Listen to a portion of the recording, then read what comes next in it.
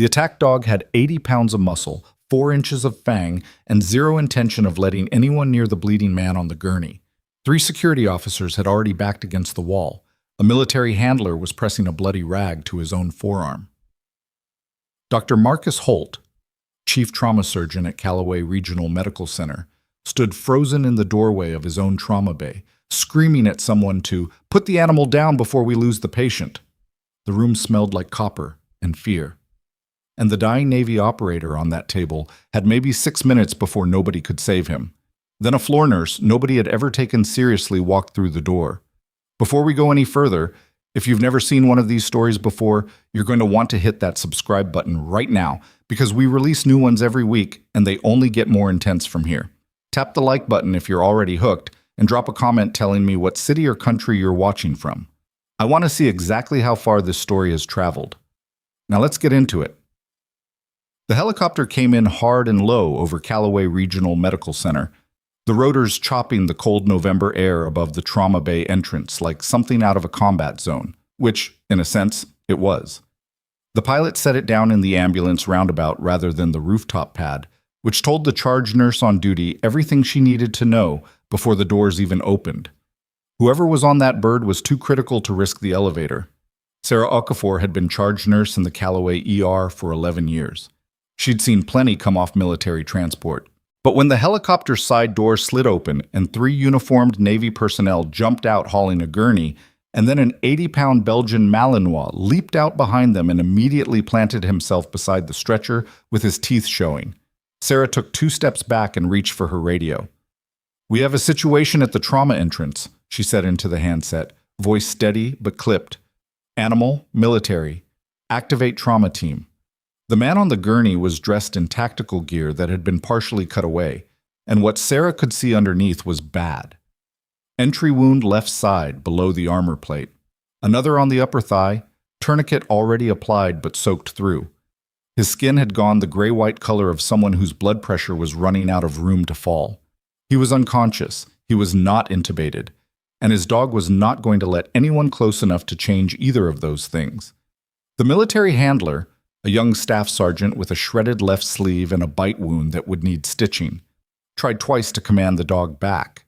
Each time, the Malinois acknowledged the command just enough to look at him, then swung his head back toward the crowd of hospital staff and resumed his baseline of barely controlled aggression. "His name is Kodak," the handler told Sarah through gritted teeth, cradling his arm. "He won't respond to anyone right now. He's been in protection mode since the ambush. We couldn't get him to stand down on the bird either." "What does he need to stand down?" "Honestly, ma'am, someone he decides he can trust." The sergeant looked at the dog, then back at Sarah. "We don't have someone like that here." Dr. Marcus Holt arrived 40 seconds later, white coat over scrubs, 2 trauma nurses behind him. He assessed the scene in about 3 seconds. Wounded man, hostile dog, crowd of hesitating staff, and made his decision in 4. "Someone call animal control and get me a sedative we can dart him with if we have to." He turned to the military personnel. "I understand this is your man, but I need that animal removed from my trauma bay immediately or your operator dies on this gurney. Those are the options." "You can't sedate him," the handler said, voice rising. "He's a working asset. His medical care is classified." "I don't care if he's classified." Holt's voice carried the particular flatness of a man who had never once in his career found it useful to care about someone else's problem. "Get him out of my way or we dart him. 3 minutes." It was at this exact moment, in the controlled chaos of the Calloway Regional Trauma entrance, that Nora Voss walked in from the wrong direction. She'd come through the side corridor, the one that connected the ER to the medical surgical floor where she'd been working the overnight. She was still holding a medication chart. Her scrubs were faded teal, the kind that had been through too many washes, and her hair was pulled back in a bun that had started the shift neat and spent 12 hours becoming something else. She was 34 years old, 5'6", and carried the particular brand of quietness that people in busy hospitals either learn to use or get drowned out by. At Calloway Regional, Nora Voss had mostly been drowned out. She'd been at the hospital for 8 months. Long enough to know where everything was, not long enough, or loud enough, or aggressive enough to have earned any particular standing. She was good at her job in the way that competent, unshowy people are good at their jobs, consistently, without drama, in ways that mostly went unnoticed until something went wrong and someone needed to figure out what had kept it from going wrong sooner. Holt had noticed her exactly once, 2 months earlier, when she'd flagged an abnormal EKG on a post-op patient that he'd dismissed during rounds. She'd flagged it again 4 hours later through the charge nurse. The patient had coded that night, survived, but coded. And when the debrief happened, Holt had looked at Nora across the conference table and said, with the particular precision of someone who wants to make a point and also deniability, "Good catch, Voss. You should have flagged it louder." As if the failure had been hers. She'd said nothing. She said nothing a lot. It wasn't timidity, though plenty of people read it that way. It was something else. A quality of economy, of watching and waiting, that could look like deference from the outside and was actually something closer to discipline. She came around the corner into the trauma entrance and stopped. Took in the dog, the gurney, the crowd, the blood. Took in Holt with his arms crossed and his jaw set. Took in the handler pressing his injured arm against his body. Took in the Malinois. Kodak. Standing over the unconscious operator with his ears pinned and his chest forward, burning through whatever adrenaline had been keeping him going since whenever this had started. She set down the medication chart on a nearby counter. "What's the dog's name?" she asked. Not to anyone in particular. Sarah Okafor glanced at her. "Kodak. He won't let anyone near." Nora nodded once, slowly, like this was information she was filing rather than reacting to. Then she started walking toward him. "Whoa!" One of the security officers put a hand out.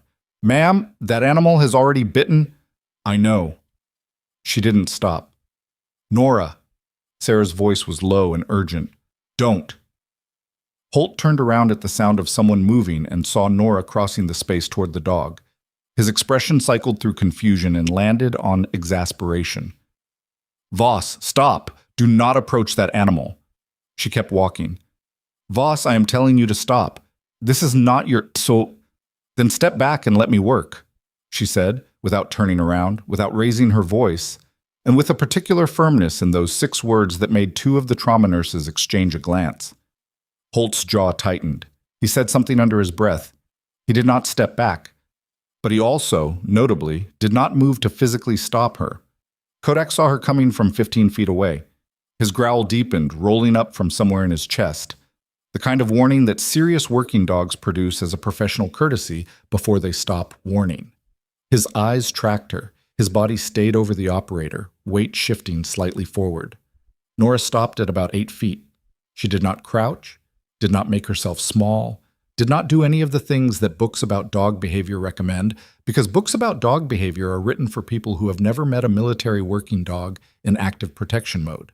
Instead, she stood still, feet shoulder width, hands visible at her sides, and looked not at Kodak's eyes but at a spot just past his left shoulder. She waited. The growl continued.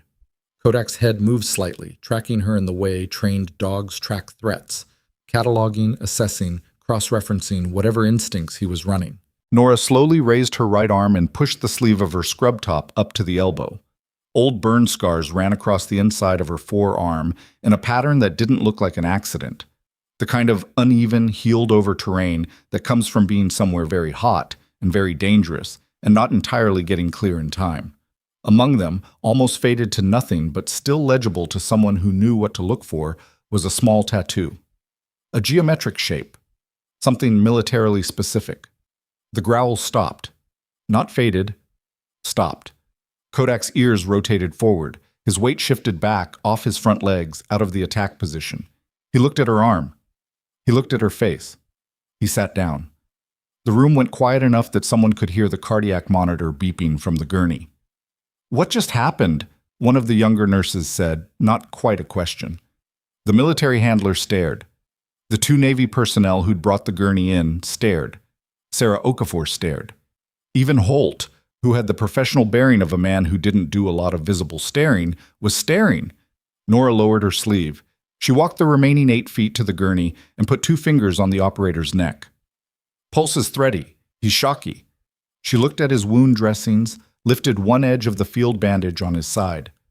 This has through and through. I can see the exit, but his breathing is off on the left side and his abdomen is rigid. She looked up at the trauma team. He's got more than what the field dressings show. Possible pneumothorax and abdominal hemorrhage that's been masked by the tourniquet on the leg, drawing attention. Holt blinked. Then the professional machinery of his ego reassembled itself. I'll make that determination. Get out of my trauma bay, Voss. Now. You're a floor nurse. You don't belong in here. She's right about the breathing, one of the trauma nurses said quietly, listening with a stethoscope. Reduce sounds on the left. I said I'll make the determination. Holt moved past Nora to the gurney, pulling on gloves. Voss, out. I won't say it again. Nora looked at the operator's face. He was young, mid-30s maybe, and even unconscious, there was something in the set of his jaw that said this was a person who was not used to being helpless. There was a faint scar through his left eyebrow. His hands, even slack, looked like they'd been used hard and often. She stepped back. Not out. Back. If you're not going to needle decompress the left side in the next 2 minutes, she said, his pressure is going to crater and you'll be coding him before you get to the abdominal bleed. Thank you for your input. The cold courtesy in Holt's voice was its own kind of violence. Security, please escort Nurse Voss back to the medical surgical floor where she is assigned. One of the security officers moved toward her, not unkindly, but moved nonetheless. Nora let herself be guided back through the trauma bay doors. She didn't argue. She didn't make a scene. She picked up her medication chart from the counter where she'd set it and walked back into the corridor. Behind her, through the windows, she could see Holt's team working the trauma bay. She could see Kodak still sitting, watching the doors she'd gone through rather than the team working around his handler. She stopped in the corridor, pulled out her phone and looked at it for a moment without doing anything. Then she put it back in her pocket. 8 minutes later, the trauma bay doors burst open and Sarah Okafor was in the corridor with an expression that Nora had never seen on her face before. Something between professional urgency and something she couldn't quite name. His pressure just dropped. They can't stabilize him. Sarah hesitated, just half a second. Holt's calling for a chest tube, but the left side... She stopped. You need me to come back in, Nora said. It wasn't a question. Sarah looked at her, looked at the doors, looked back. Holt will suspend you. Probably. Nora was already moving. She came back through the trauma bay doors, and the first thing she registered was that the blood pressure on the monitor had dropped to 74/40 and still trending. The second thing she registered was that Holt's team was focused on the left chest. Correct location, right instinct. But the setup was wrong for what she was seeing. Stop. Her voice was quiet, precise, the way a word can be quiet and still cut through a room. Holt turned. His face went through several things very quickly and settled on fury. Get her out. His trachea is deviated. She was already beside the gurney, looking. You can't see it under the necklines. Feel it. She looked at one of the trauma nurses. Feel it. The nurse, young, second year, name badge, said Kim, reached up with 2 fingers and pressed gently along the trachea. Her eyes widened. Dr. Holt. She's right. Trachea's shifted right. That changes the chest tube position, Nora said. She was already doing the math in her head. Tension pneumo, shifted mediastinum, the leg tourniquet drawing blood pressure down. And he needs volume before you tube him or you'll decompress into nothing. I know how to manage a tension pneumothorax. The fury in Holt's voice had gone cold and flat, which was worse. Then manage it. Her eyes stayed on the monitor. Because you have about 90 seconds before this becomes a code. There was a horrible, suspended moment. The kind of moment that exists only in emergencies and negotiations, where the ego of one person and the life of another person are briefly, horribly on the same scale. Holt looked at the monitor, looked at the patient, looked at Kim, who gave the smallest possible nod. Adjust the setup, he said. And get me 2 large-bore IVs with wide-open saline. Nora stepped back and let his team work. She didn't direct. She didn't narrate. She watched the monitor and said nothing unless something was about to go wrong. And twice something was about to go wrong. And twice she said 1 or 2 words and the trajectory changed. The blood pressure began climbing, slowly, 80 over 50, 88 over 58. Kim, pushing one of the IV lines, glanced at Nora sideways and said nothing. But she held the look for a second. When the operator's pressure hit 96 over 62 and the respiratory tech confirmed improved ventilation on the left, the room shifted, the particular quality of barely controlled panic becoming the different quality of controlled crisis. Holt stepped back from the gurney. He stripped off the outer layer of his gloves. He looked at Nora for a long moment. "You're off my floor," he said. "Tonight, permanently. I'm calling administration." Nora looked at the monitor. The operator's BP was holding. Color was coming back to his lips. "Okay," she said. She walked out of the trauma bay. In the corridor, she stood for a moment. The hallway was the same hallway it always was. Fluorescent lights, linoleum, the smell of industrial cleaner, and whatever was in the vending machine 2 bays down. Everything exactly as it had been 2 hours ago when her biggest concern was a medication discrepancy on a patient in room 14. She pulled out her phone. This time she did make a call. It rang twice. "It's me," she said.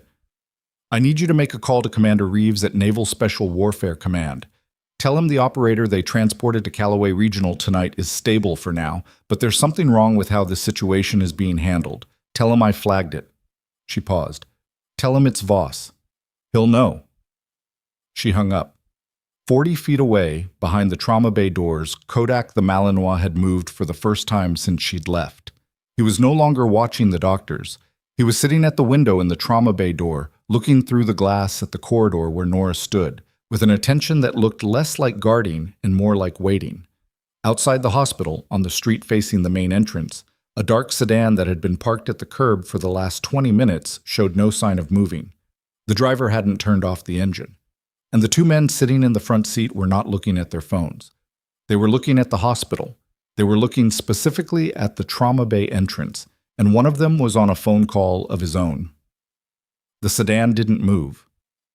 Nora watched it from the corridor window for about 40 seconds.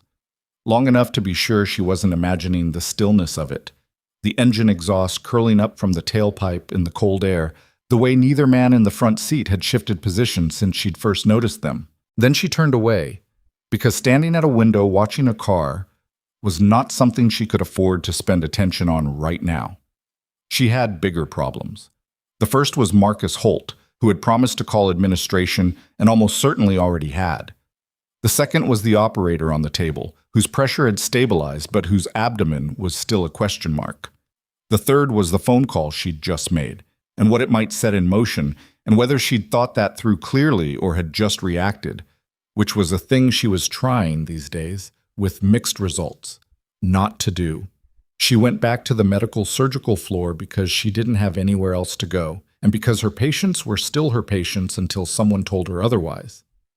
Room 14's medication discrepancy was still sitting in the chart. The man in room 19 needed his midnight vitals. Normal work, the ordinary rhythm of a hospital overnight, which continued regardless of what was happening 2 floors down in the trauma bay. She was halfway through updating room 14's chart when Sarah Okafor appeared in the doorway. "He's asking for you," Sarah said. Nora looked up. "Who is?" "The handler, Sergeant Wilder, the one the dog bit." Sarah leaned against the doorframe with the manner of someone who had several things to say and was deciding which one to start with. "He's in exam room 3 getting his arm stitched, and he's been asking for you for the last 20 minutes, specifically, by name." "He doesn't know my name." "He does now. He asked Kim." Sarah paused. "Nora, what is happening tonight?" Nora saved the chart update and closed the tablet. "I don't know yet." "That's not an answer." "I know." She stood up. "Who's covering my floor if I go down? I'll pull Devin from ortho for an hour. He owes me." Sarah moved out of the doorway to let her through, then fell into step beside her. "Holt called administration. Night administrator took the call. She's pulling your file." "How long do I have?" "Before she makes a decision? Realistically, till morning. She's not going to suspend someone at 2 a.m. without documentation." Sarah's voice stayed even, professional, but Nora could hear the undercurrent of something. Not quite worry, more like the sharp attentiveness of someone watching a situation they don't fully understand unfold. "What did you do in there, Nora? After you went back in?" "I helped stabilize a patient." "That's not what I'm asking." Nora didn't answer because the answer was complicated and the corridor wasn't the place for it, and because she wasn't entirely sure herself where the line was between what she'd done and what she'd revealed, and whether she'd crossed it or just leaned up close. Sergeant Aaron Wilder was a compact, sandy-haired man in his late 20s who had the particular look of someone who had been trained to maintain his composure and was currently working harder than usual to do so. His left forearm was wrapped in fresh gauze, the sleeve of his uniform cut away to accommodate it. He was sitting on the edge of the exam table in the way that people who aren't used to sitting still sit, like stillness was a temporary condition he was tolerating. He looked at Nora when she came in, and something in his face relaxed, very slightly, in the way that people relax when the person they've been waiting for finally shows up. "You're Voss," he said. "Nora Voss, yes." "Aaron Wilder." He didn't offer his hand. The good one was braced on the table and the other one was obvious. "What did you show Kodak?" She pulled up a stool and sat down across from him. "My arm." "I saw that. I meant, what was on your arm? What did he recognize?" Nora looked at him for a moment, deciding. He was young, but he had the eyes of someone who'd been in enough serious situations to have learned to read other people accurately, and what she saw in his face right now was not aggression or suspicion. It was the look of someone trying to understand something that mattered. "A tattoo," she said, "and some old scar tissue from an IED partial. The combination reads a certain way to a dog that's been trained the way Kodak's been trained." She paused. "I know his handler group, or I did, a long time ago." Wilder processed that. "You served." "I did." "With the teams?" "Adjacent to the teams." She kept her voice flat, not evasive, just precise. "I was a CSAR medic, combat search and rescue. Flew with a lot of different units over about 6 years." Wilder was quiet for a second. Then he said, "Operator on the table. His name is Lieutenant Marcus Farrell. He's been with SEAL Team 7 for 4 years. Tonight's mission went wrong in a way that nobody is explaining to me fully, which, as his handler and secondary asset, I find," he stopped, chose his words, "concerning." "How wrong?" "He was the only one extracted." Nora sat with that. "There were 4 others on the ground," Wilder said. "I was told they're accounted for. I don't know what that means."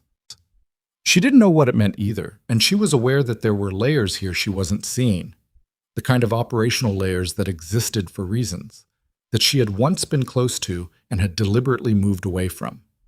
She was also aware that Wilder telling her this much, as quickly as he was, meant he'd made some kind of decision about her that she hadn't asked him to make. "Why are you telling me this?" she said. "Because Kodak trusts you, and Kodak doesn't trust wrong." He met her eyes.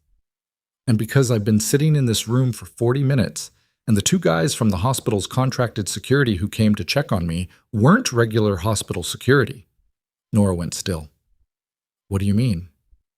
"I mean they had the right badges and the right uniforms, but one of them asked me a question that hospital security has no reason to ask."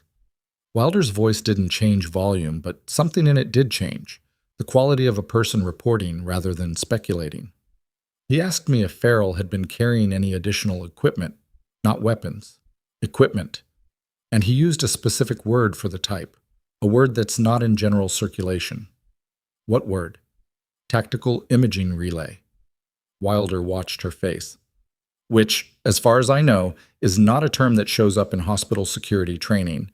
Nora stood up slowly. Her mind had already started running the calculation, and she didn't like where it was going. Farrell on the table. A mission that had gone wrong.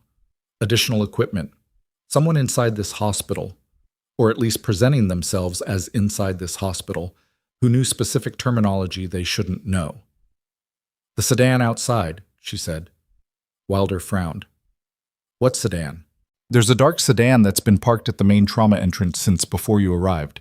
Engine running. 2 men. They haven't moved." She looked at him. "Where was Farrell's kit when they brought him in? His tactical gear?" Should be with the transport team. They were supposed to log it with his... Wilder's jaw tightened. I didn't see them log it. Where are they now? The transport team? I don't know. He was already reaching for his phone with his good arm, wincing as the movement pulled at the gauze. I've been in here. I was told to wait. Nora moved to the door and looked into the corridor. The exam hallway was quiet. 2 nurses at the far end, a supply cart parked near the wall, one set of elevators with the light showing it was sitting on the ground floor.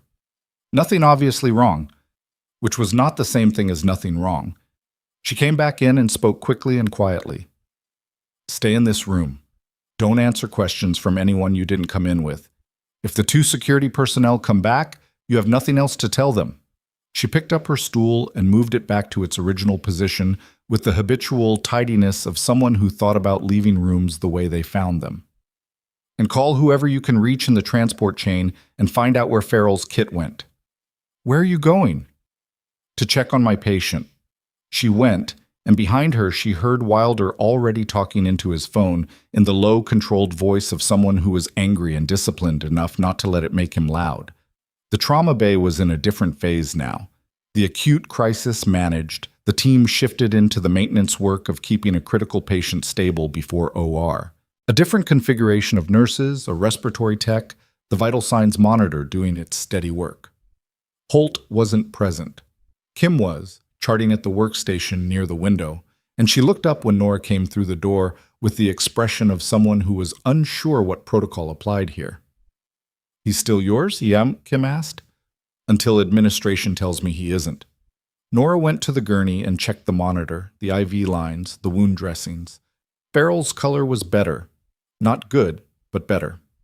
His BP was holding at 102/66. Breathing was labored but regular. Still unconscious, which at this blood pressure wasn't surprising, but she wanted him intubated before anything else went sideways. Where's his tactical gear? She asked Kim, keeping her voice normal. Transport team logged it when they brought him in. It's supposed to be in the secure bay. Kim hesitated. Dr. Holt had someone move it. Nora stopped. Had someone move it where? He said it needed to go to administration lockup, for liability. Kim was watching her with the careful attention of someone who had spent the last hour recalibrating something. Is that normal? No, Nora said. That's not normal. Kodak had moved from the door. At some point while Nora had been in the exam room with Wilder, he had shifted to a position beside the gurney, not blocking access but present, oriented toward the main trauma bay door as though whatever he'd been tracking had changed direction. His ears were up. His body was still. Nora followed his gaze to the trauma bay door. Through the window, she could see the corridor. And standing in the corridor in a conversation with a man she didn't recognize, civilian clothes, building access badge, the particular posture of someone who was used to being wherever they were, was Marcus Holt. The conversation lasted about 30 seconds. She couldn't hear it. She didn't need to. What she could see was the way Holt passed something to the man. Small, rectangular, the size of a hard drive casing. With the quick, under-the-hand gesture of someone who had thought about being seen doing this and was trying to make sure they weren't. The man closed his hand around it and walked toward the exit without looking back. Nora's first instinct was to go after him. She managed that instinct in about 2 seconds and did not go after him because she was one person in hospital scrubs and whatever she'd just watched happen was something she needed to understand before she walked into the middle of it. Instead, she turned to Kim. Intubation setup, she said quietly. Now. And call the respiratory team back in. I want him tubed before anything else happens to his blood pressure. Dr. Holt hasn't ordered. If his pressure drops below 90 again, he's going to need an airway regardless of what's ordered. Get the setup ready. She pulled on a fresh pair of gloves and checked his pupils. Unequal. Left was slightly blown. And get me a neuro consult. He's got ICP changes I don't like. Kim moved. That was the thing about Kim that Nora had noticed in the trauma bay earlier. She was a second-year nurse who listened to reasoning rather than authority, which was both uncommon and useful. She pulled the intubation tray without further argument and picked up the phone. Nora kept her eyes on Farrell's face while she worked through what she'd seen. Holt, the man in civilian clothes. a hard drive casing. The timeline: Farrell arrives, carrying some kind of tactical imaging relay per what Wilder had suggested. And within the same hour, someone inside the hospital is moving his equipment and Holt is in the corridor handing something to someone who is now walking out the exit. She had been wrong when she'd called it a federal investigation. Downstairs in the corridor, talking to her phone. She hadn't called it that out loud, but she'd thought it, the shape of it assembling itself. Mission gone wrong. Evidence of something. Someone trying to get to that evidence before it could be properly secured. She hadn't been wrong. She just hadn't understood yet how close it was. Her phone buzzed. She checked it. A text from a number she didn't have saved, which was a thing that happened rarely and was not ever accidental. 4 words. Reeves got the message, and then 5 seconds later, a second message from the same number. Stay where you are. She looked at Farrell. His chest rose and fell. His BP was still holding. Kodak was still watching the door. She put her phone in her pocket and did not stay where she was because she'd been told to stay where she was in enough situations to know that it was advice given by people who were trying to protect something, and sometimes the thing they were protecting was information and not the person they were telling it to. She went out into the corridor. Holt was gone. The man from the corridor was gone. The trauma entrance, visible through the glass at the far end, was empty of the sedan. She couldn't see it anymore from this angle, and she moved to the corner window and looked out. Still there, but it had shifted position, parked now at the far edge of the roundabout, partially obscured by the ambulance bay overhang, which meant they'd moved rather than left, which was its own kind of information. She became aware, standing at that window, of the quality of the silence around her. The ER at 2:30 in the morning had a particular sound. Not quiet, exactly, but a specific mix of ambient noise that you stopped hearing after a while, the way you stop hearing traffic outside your window. Monitors, footsteps, the occasional PA announcement. She'd been hearing it for 8 months. She knew its texture. Something in it had changed. She turned around. The 2 men who'd come to check on Sergeant Wilder, the ones in the wrong kind of hospital security uniforms, asking about tactical imaging relays, were at the end of the corridor, not rushing, not doing anything that would read to anyone glancing over as unusual. Walking at the pace of people who had somewhere to be and knew where it was. They were walking toward the trauma bay. Nora moved first and moved fast. She got to the trauma bay ahead of them because she knew the shortcuts in this corridor, and they didn't, and she went through the doors and let them close behind her and said to Kim, "Lock the door," in the same tone she'd used earlier when she'd said stop. Kim looked at her. "I can't lock a trauma bay. There's a security override on the panel. Code 9. Hit it." She was already at the gurney, looking at Farrell, doing the rapid reassessment that emergency medicine demands when everything is changing and you need to know what your baseline is. "Do it now, Kim." Kim hit the panel. A small click, and the magnetic lock engaged on the trauma bay doors. Through the window in the door, Nora could see the corridor. The 2 men had stopped. One of them had his hand raised to push through. When the door didn't open, he pushed again, harder. His face, when he looked through the glass, was arranged in the expression of someone performing patience while feeling something entirely different. He reached up and held his badge to the panel reader outside. The reader showed red. Code 9 overrode external badge access. It was a feature put in during the hospital's last renovation, designed for active threat scenarios, barely ever used. Nobody on staff talked about it much because nobody liked thinking about the scenarios it was designed for. The man's expression changed. Nora stepped away from the window so she wasn't visible from the door. She pulled out her phone and called Wilder. He picked up on the first ring. 2 men, fake security. They're at the trauma bay door right now. She kept her voice very low. "Where are you?" "Still in exam 3. I have Petty Officer Regas on the line. He's the senior transport. Was Farrell carrying a tactical imaging relay? Yes or no?" A brief pause. "Regas says yes. Body-mounted system. Should have been logged with his kit." "It wasn't logged." Holt moved his kit, and then I watched him hand something to a civilian in the corridor 20 minutes ago. She took a breath. "Aaron, your people need to know that whatever Farrell was carrying is somewhere in this building and someone is actively trying to get to it. Do you understand me?" Another pause. Longer this time. "Yeah. Wilder said. His voice had gone very flat and very focused. I understand you. Tell Regis to make whatever calls he needs to make, right now. She hung up. She hung it. Kodak had not taken his eyes off the trauma bay door since she'd come back in. He was on his feet now, no longer in the passive sit, and his entire body was directed toward the glass panel in the door with the quality of attention that working dogs have when they've moved past general alertness and into something specific. Kim was watching her from the workstation. She was young, and she was scared, and she was doing a reasonable job of not showing the second thing while doing the first. And Nora found something briefly clarifying about that. The ordinary human courage of continuing to do your job when you weren't sure what was happening. What's going on? Kim said. I don't fully know yet, Nora said, but stay away from that door. The trauma bay door shuddered once as something hit it from the outside. Not hard, but deliberately, testing. Kodak took 2 steps forward and stopped, vibrating. On the gurney, Lieutenant Marcus Farrell's blood pressure alarm triggered. The number on the screen dropped, 88/52 and trending down. Nora was already moving to the gurney when the lights in the corridor outside flickered once, twice, and went out. The corridor lights going out was not a power failure. Nora knew this the way she knew a lot of things, not from seeing it happen, but from the sequence. The trauma bay's internal lighting stayed on, running on the emergency circuit that kicked in automatically for any room with active life support. The corridor outside went dark. The nurse's station at the far end went dark.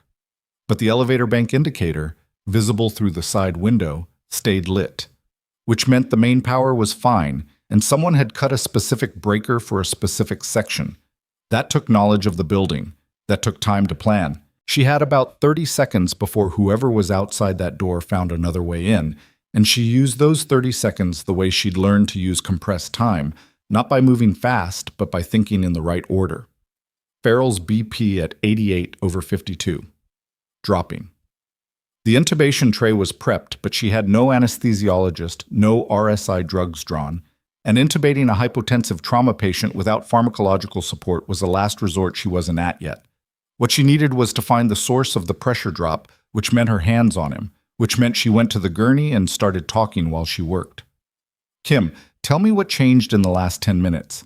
Any interventions, any line adjustments, anything? Nothing. I swapped the saline bag about 15 minutes ago. Everything else has been... Kim stopped. Wait, the second IV. When I swapped the bag, I noticed the line had some resistance. I flushed it. Did you check the site first? A beat. The kind of beat that contained its own answer. No, Kim said quietly.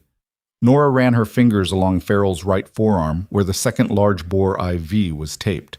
The skin around the insertion site was subtly wrong, not dramatically swollen, not the obvious blowout that nurses spotted from across the room, but the slight puffiness of a line that had been running into tissue rather than vein for long enough to matter.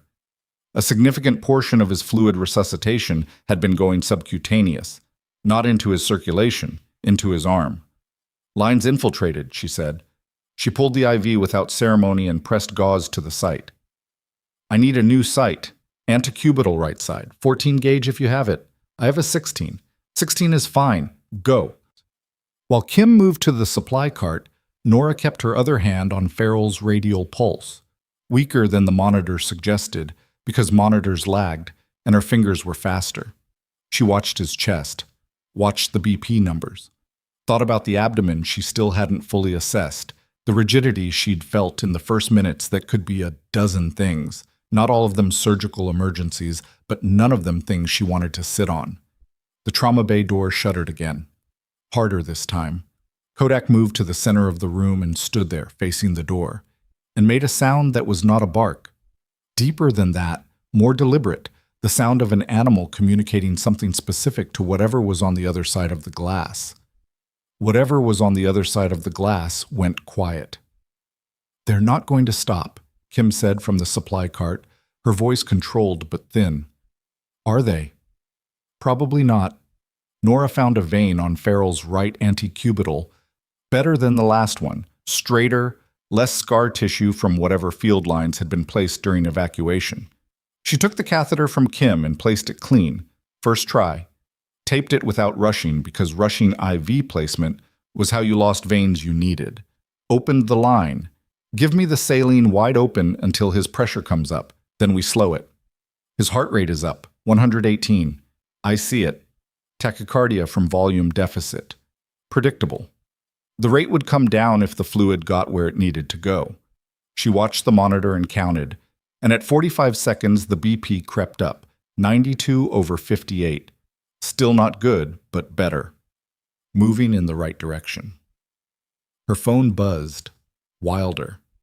She answered on speaker, hand staying on Farrell. Talk to me. Regis made the call. Wilder's voice was stripped down, operational. But Aaron, I need you to hear this. Regis said the transport chain has a breach somewhere. The mission report that got filed from tonight. It's wrong. The location data, the extraction point, it's been altered in the system. Someone with access modified it within the last 2 hours. Nora's hands kept moving. Her face didn't change. That's why the 4 other operators are unaccounted for, she said. It wasn't a question. Regis thinks the mission was targeted, that someone fed bad intelligence upstream to create the ambush, and then modified the report afterward to obscure which contractor provided the original intel. A pause. Farrell's imaging relay. If he had it running during the mission, it would have captured everything. Timeline, personnel, communications, everything. Which was why someone was outside this door right now. Aaron, where are you physically? Exam 3, I've got the door blocked with the table. Stay there. Don't open it for anyone until you've verified them yourself. She paused. Is your arm going to hold? My arm is fine. It got bitten by an 80-pound dog 4 hours ago. I've had worse. She believed him. Regis is calling Naval Special Warfare Command directly? He already did. They're mobilizing, but it's going to take time. We're in Port Calloway. The nearest naval installation with a response team is 45 minutes out. 45 minutes was a long time with a dropping BP and 2 men outside her door who had just cut the corridor power. Okay, she said, and hung up. Kim was watching her from across the gurney with the expression of someone who had assembled a picture they hadn't been trying to assemble and weren't sure what to do with it. She was a good nurse. She was 26 years old and had been working at Calloway Regional for 14 months and had probably not anticipated this particular night when she'd picked up the trauma bay shift. He's carrying evidence, Kim said, on his equipment, isn't he? Nora looked at her, decided, yes. And those men outside? Yes. Kim absorbed that. She checked the IV flow, adjusted the drip rate, smoothed the tape on the insertion site with the automatic hands of someone who kept working because working was what she knew. What do?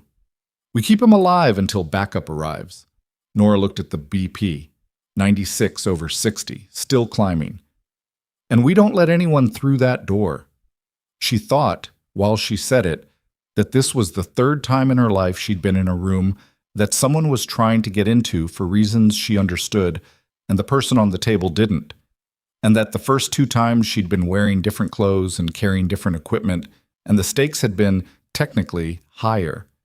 But that was a thing she filed away rather than examined, because examining it wasn't useful right now. What was useful was the crash cart in the corner, which she positioned near the door. Not as a barricade. The magnetic lock would hold longer than a crash cart. As an obstacle. Something that would slow entry by half a second, which in certain situations was the difference between reacting and not reacting. What was useful was checking the trauma bay's secondary exit, a rear door that connected to the surgical prep corridor used for moving patients to the OR. She went to it and found it locked from the other side, which meant whoever had cut the corridor power hadn't thought about that exit, or had, and was covering it with someone she hadn't accounted for yet. She chose to believe the former because the alternative required resources she didn't want to assume they had. Then the rear door handle moved. Nora put her back flat against the wall beside the door, an instinct that predated her hospital career by about 6 years, and held. The handle moved again, testing, the same testing motion as the front door. Then it stopped. The intercom on the rear door crackled. This is hospital administration. We need access to the trauma bay. We have a security situation in the building. Nora said nothing. Hello. This is... I heard you, Nora said, still against the wall so she wasn't visible through the door's small wire glass window. What's the administrator's name on duty tonight? A brief pause. Sandra Vale. Which was correct. Which meant either this was hospital administration or someone had done their homework. Tell Sandra Vale to call the Trauma Bay phone directly, Nora said. Extension 2214. If this is a legitimate security situation, she can authorize access by phone and I'll open the door. Another pause. Longer. The handle didn't move again. Nora stayed against the wall for another 10 seconds, then moved back to the gurney. Good call, Kim said quietly. Maybe. She checked Farrell's pupils again. The blown left pupil had not worsened, which was something. His BP was at 101/64 now. The fluid was working. His color was moving from gray toward something that was at least in the territory of human. But if they know the administrator's name and they have the building schematic, waiting for a phone call is buying us minutes, not solving anything. What solves it? Those 45 minutes running out. She looked at the clock on the wall. 3:08 a.m. Kodak had moved again. Not toward the front door this time. Toward the rear door. He stood there with his ears rotating, processing something outside the range of what Nora could hear, and then he made a specific sound. Not the deep warning from before, but something shorter, more clipped, and turned away from the rear door entirely and walked back to the gurney. Nora didn't know exactly what that meant.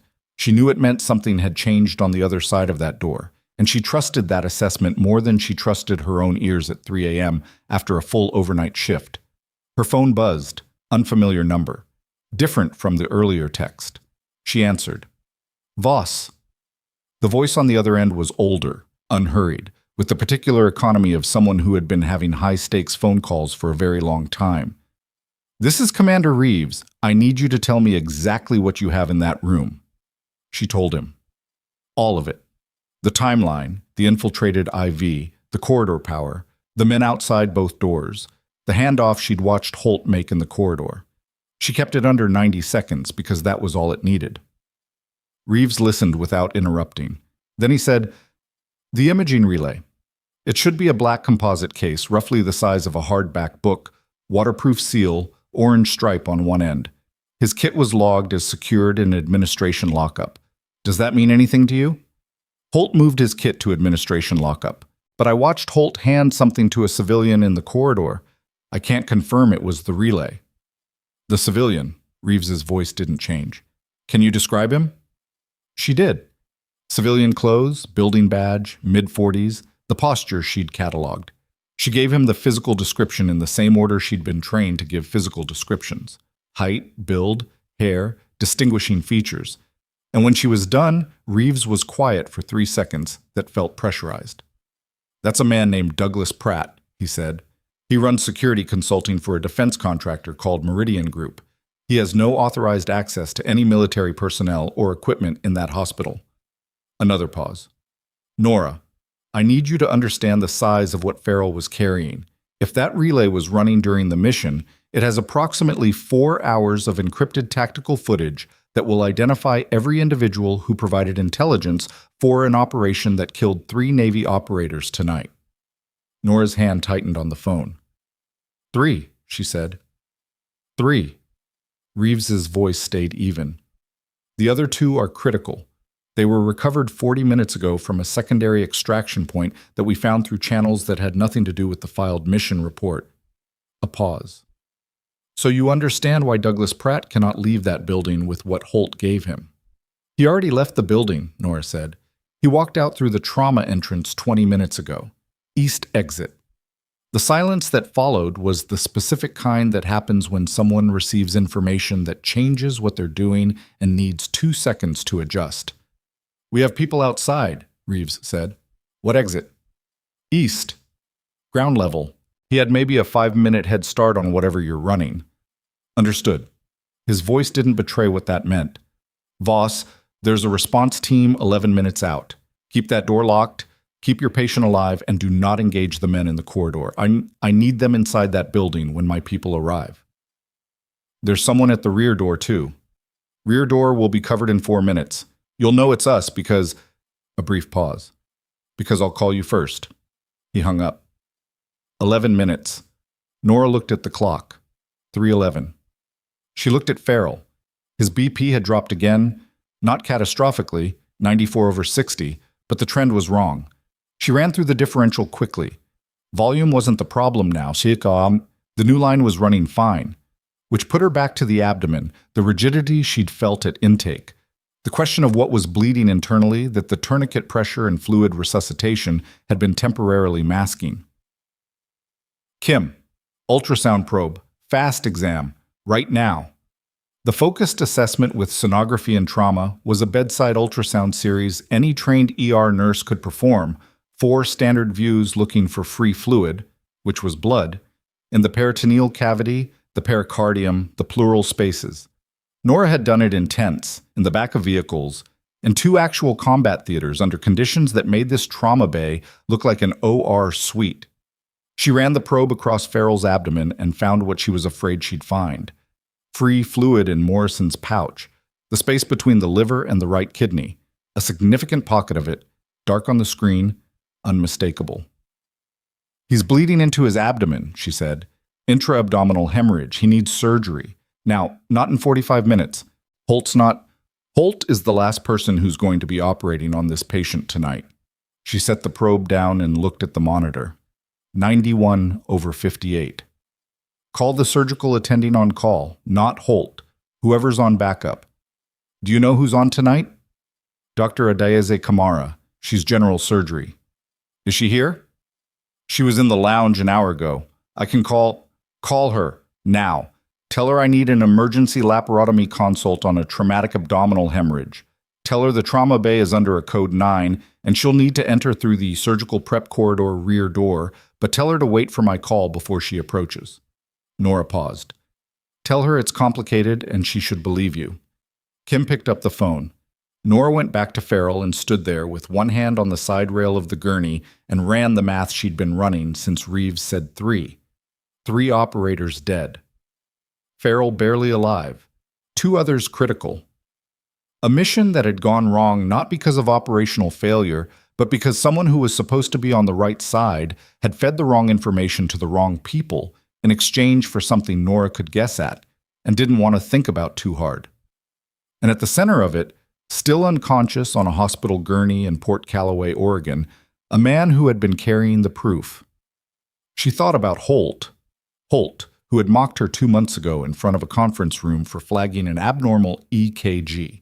Holt, who had told her to stay out of his trauma bay.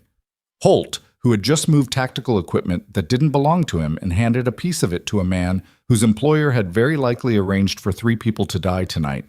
She thought about all the ways it must have seemed manageable to Holt, the kind of person who believed that their position protected them from consequences, that being chief trauma surgeon was its own kind of armor, that the systems that had always worked in his favor would continue to work in his favor as long as he kept moving quickly enough. He was probably right now explaining himself to someone. Probably felt like he had enough of a story to make it work. The front trauma bay door made a sound she hadn't heard before. Not the shuddering of someone pushing against the magnetic lock, but the sharper, more mechanical sound of someone applying something to the lock panel itself. Kodak heard it before she did, and was at the door in 2 strides. Kim, Nora said, is Kamara reachable? She's coming. 5 minutes, she says. Good. Tell her 4 minutes. She moved to the crash cart. Not for the defibrillator, for the drawer on the side, the one that contained the airway equipment, because if they lost the door, she was going to need to intubate Farrell immediately and move him.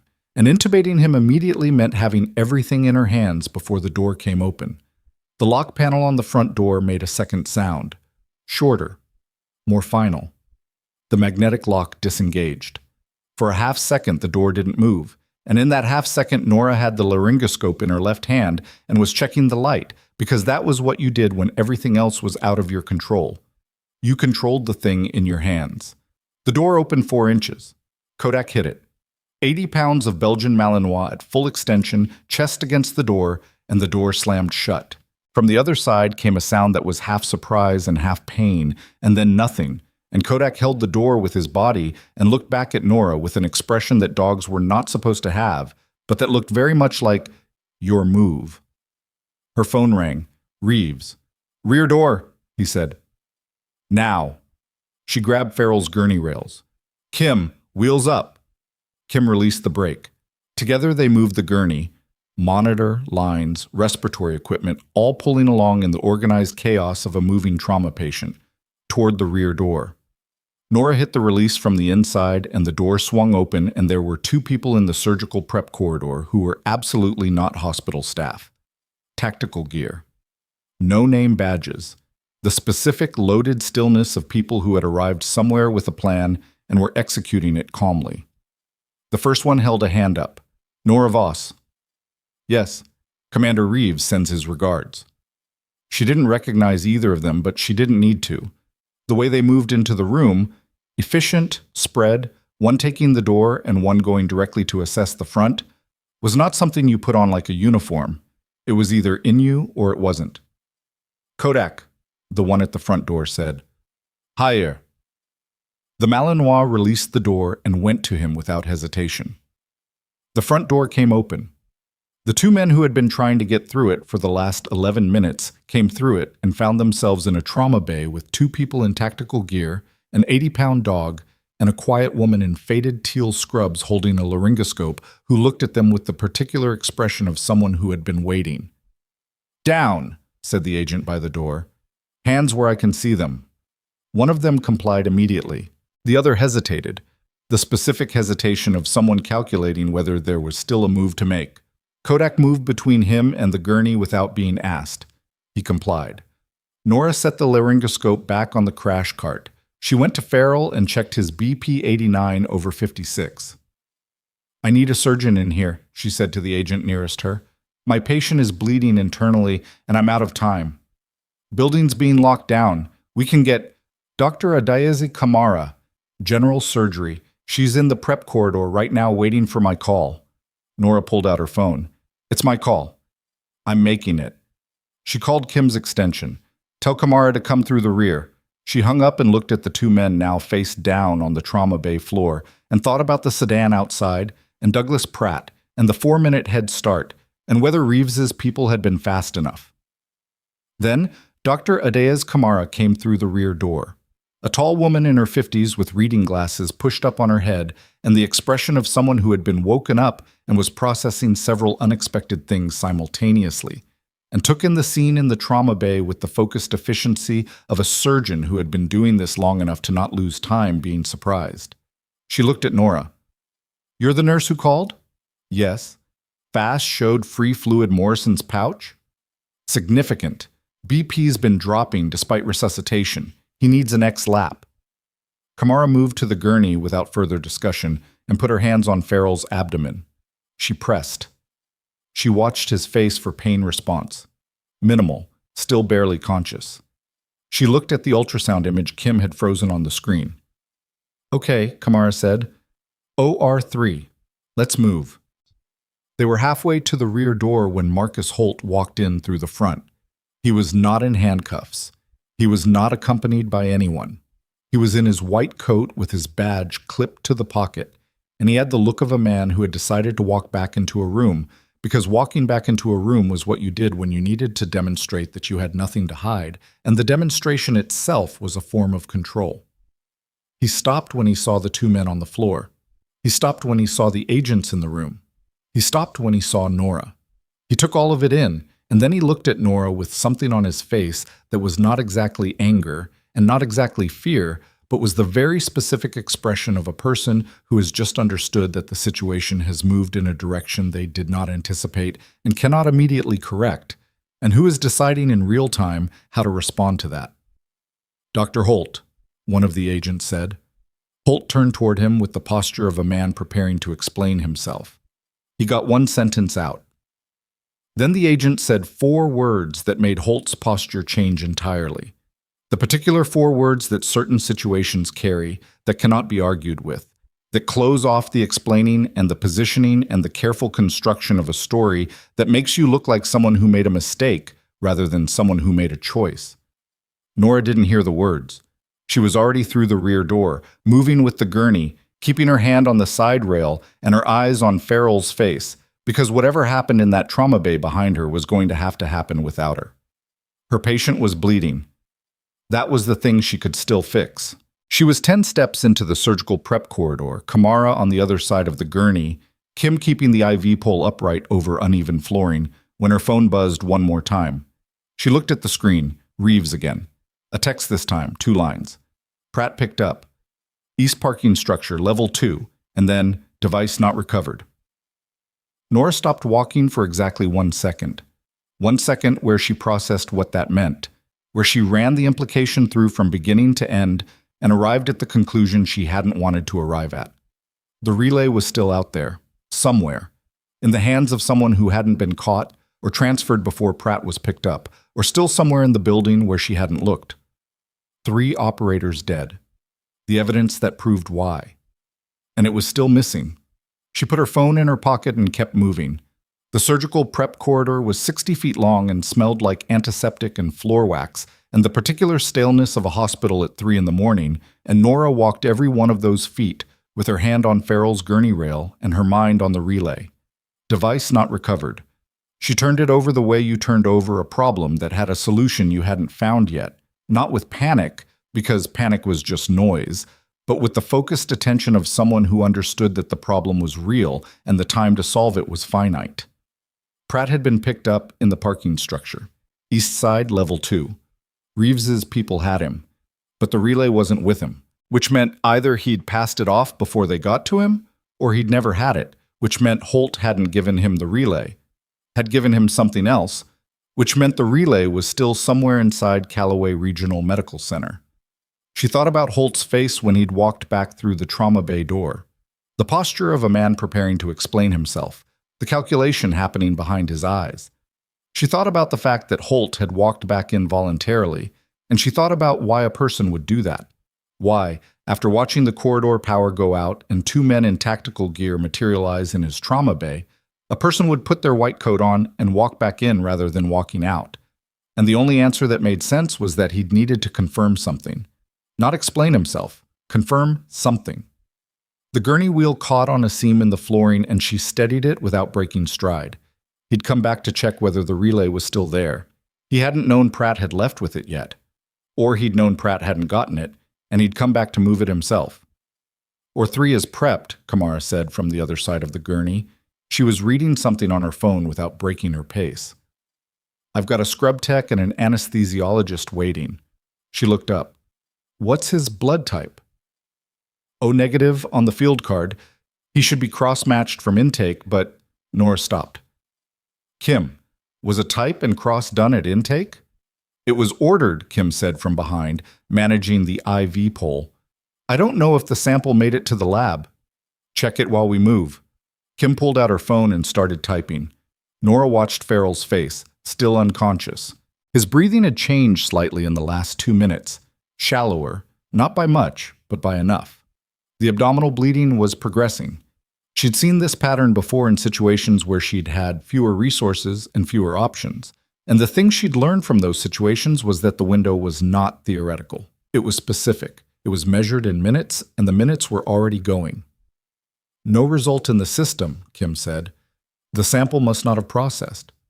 Order a fresh stat cross-match and call the blood bank directly. Tell them we need O negative and OR3 now, and type specific as soon as the cross-match is back. Nora looked at Kamara. She'll do it faster than your OR coordinator. I trust you on that, Kamara said without irony. They came through the OR corridor doors and the temperature dropped 4 degrees. The surgical wing ran colder than the rest of the building, cold enough that you noticed it on your forearms if your sleeves were short, which Nora's were. The OR3 doors were open, and the scrub tech, young, male, the particular wired alertness of someone who had been asleep 40 minutes ago, was already positioned with instruments ready. The anesthesiologist, a compact woman named Dr. Solis, according to her badge, had the airway cart set up and was drawing medications. I'll take it from here, Kamara said to Nora. Nora stepped back from the gurney. It was the right thing. Kamara was the surgeon. This was the OR. The decision chain was clear and Nora was not part of it anymore. She knew this. She'd handed off patients before in worse circumstances, and she understood at a structural level that letting go was part of the job, that the goal was the outcome and not the control. She still stood at the OR door for 2 seconds longer than she needed to, watching them transfer Farrell to the OR table, watching Solis position the airway equipment, watching the scrub tech arrange the field with the mechanical efficiency of someone who'd done this exact sequence hundreds of times. Then she turned around. Kim was in the corridor, phone to her ear, talking to the blood bank. She gave Nora a look that said, "I have this." Nora nodded and walked back the way they'd come. She went back to the trauma bay. The 2 men who'd been on the floor were gone. The agents were gone. What remained was the evidence of the last hour. The replaced IV packaging, the used gauze, the intubation tray that had been set up and not used, Kodak's water bowl that someone had placed near the base of the wall at some point without her noticing. The monitor was still running on Farrell's previous vitals, the numbers outdated now, but still cycling, and she reached over and powered it down. She stood in the quiet of the empty trauma bay and breathed. Her right hand was trembling very slightly. She noticed it and pressed her palm flat against the gurney rail until it stopped. The trembling wasn't fear. It was the particular physical aftermath of sustained adrenaline, the body's accounting, the thing that happened when the immediate situation had passed and the nervous system caught up. She'd felt it before. She knew it passed. She thought about the relay. Holt had come back through the front door. Before the agent stopped him, he'd been in the corridor. And before that, in the hospital. Walking. From wherever he'd come from back to here. Where had he come from? She pulled out her phone and called the number Reeves had used. It rang 3 times. Then a different voice. Not Reeves, someone else. Younger, with the clipped efficiency of a person managing multiple channels simultaneously. "This is Voss," she said. "I need to know where Holt was in the building between the time he left this corridor and when he walked back in.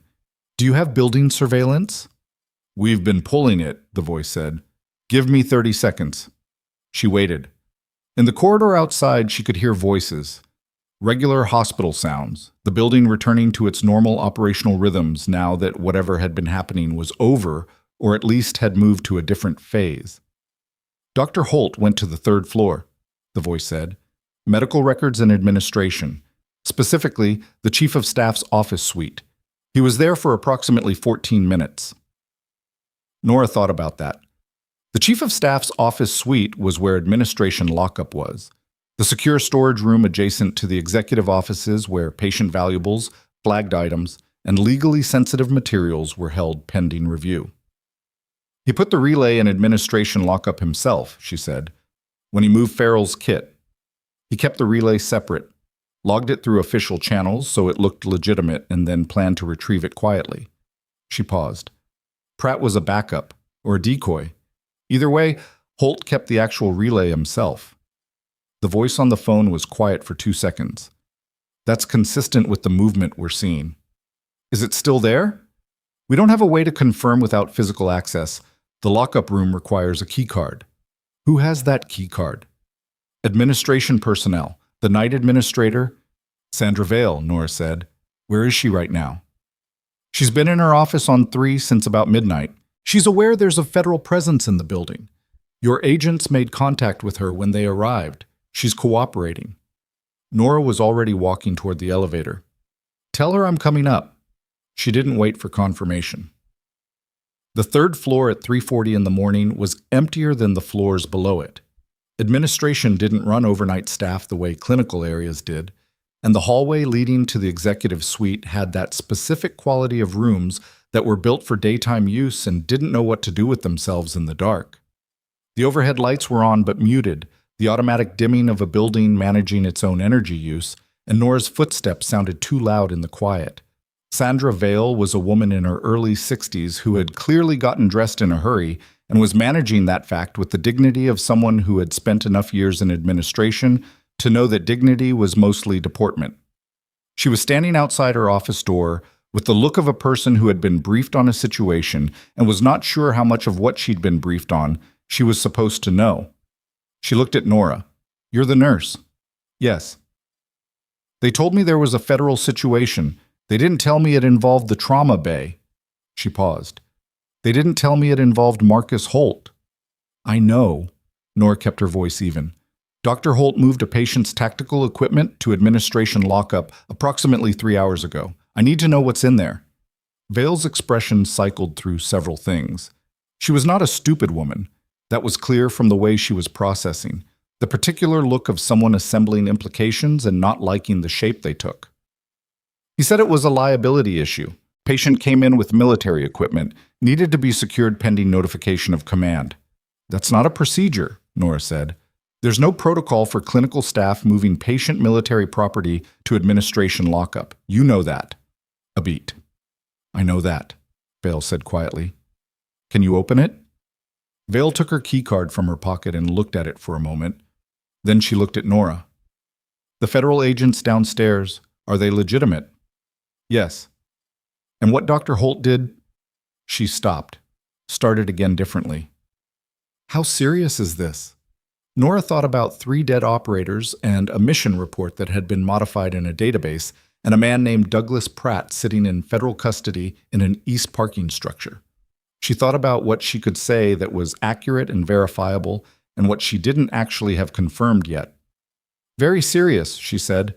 Vale nodded once, the sharp single nod of someone making a decision and committing to it, and walked to the lock-up room door and held her card to the reader. Inside was a standard secure storage room, metal shelving, clear-fronted lockboxes, a larger cage on the far wall for oversized items.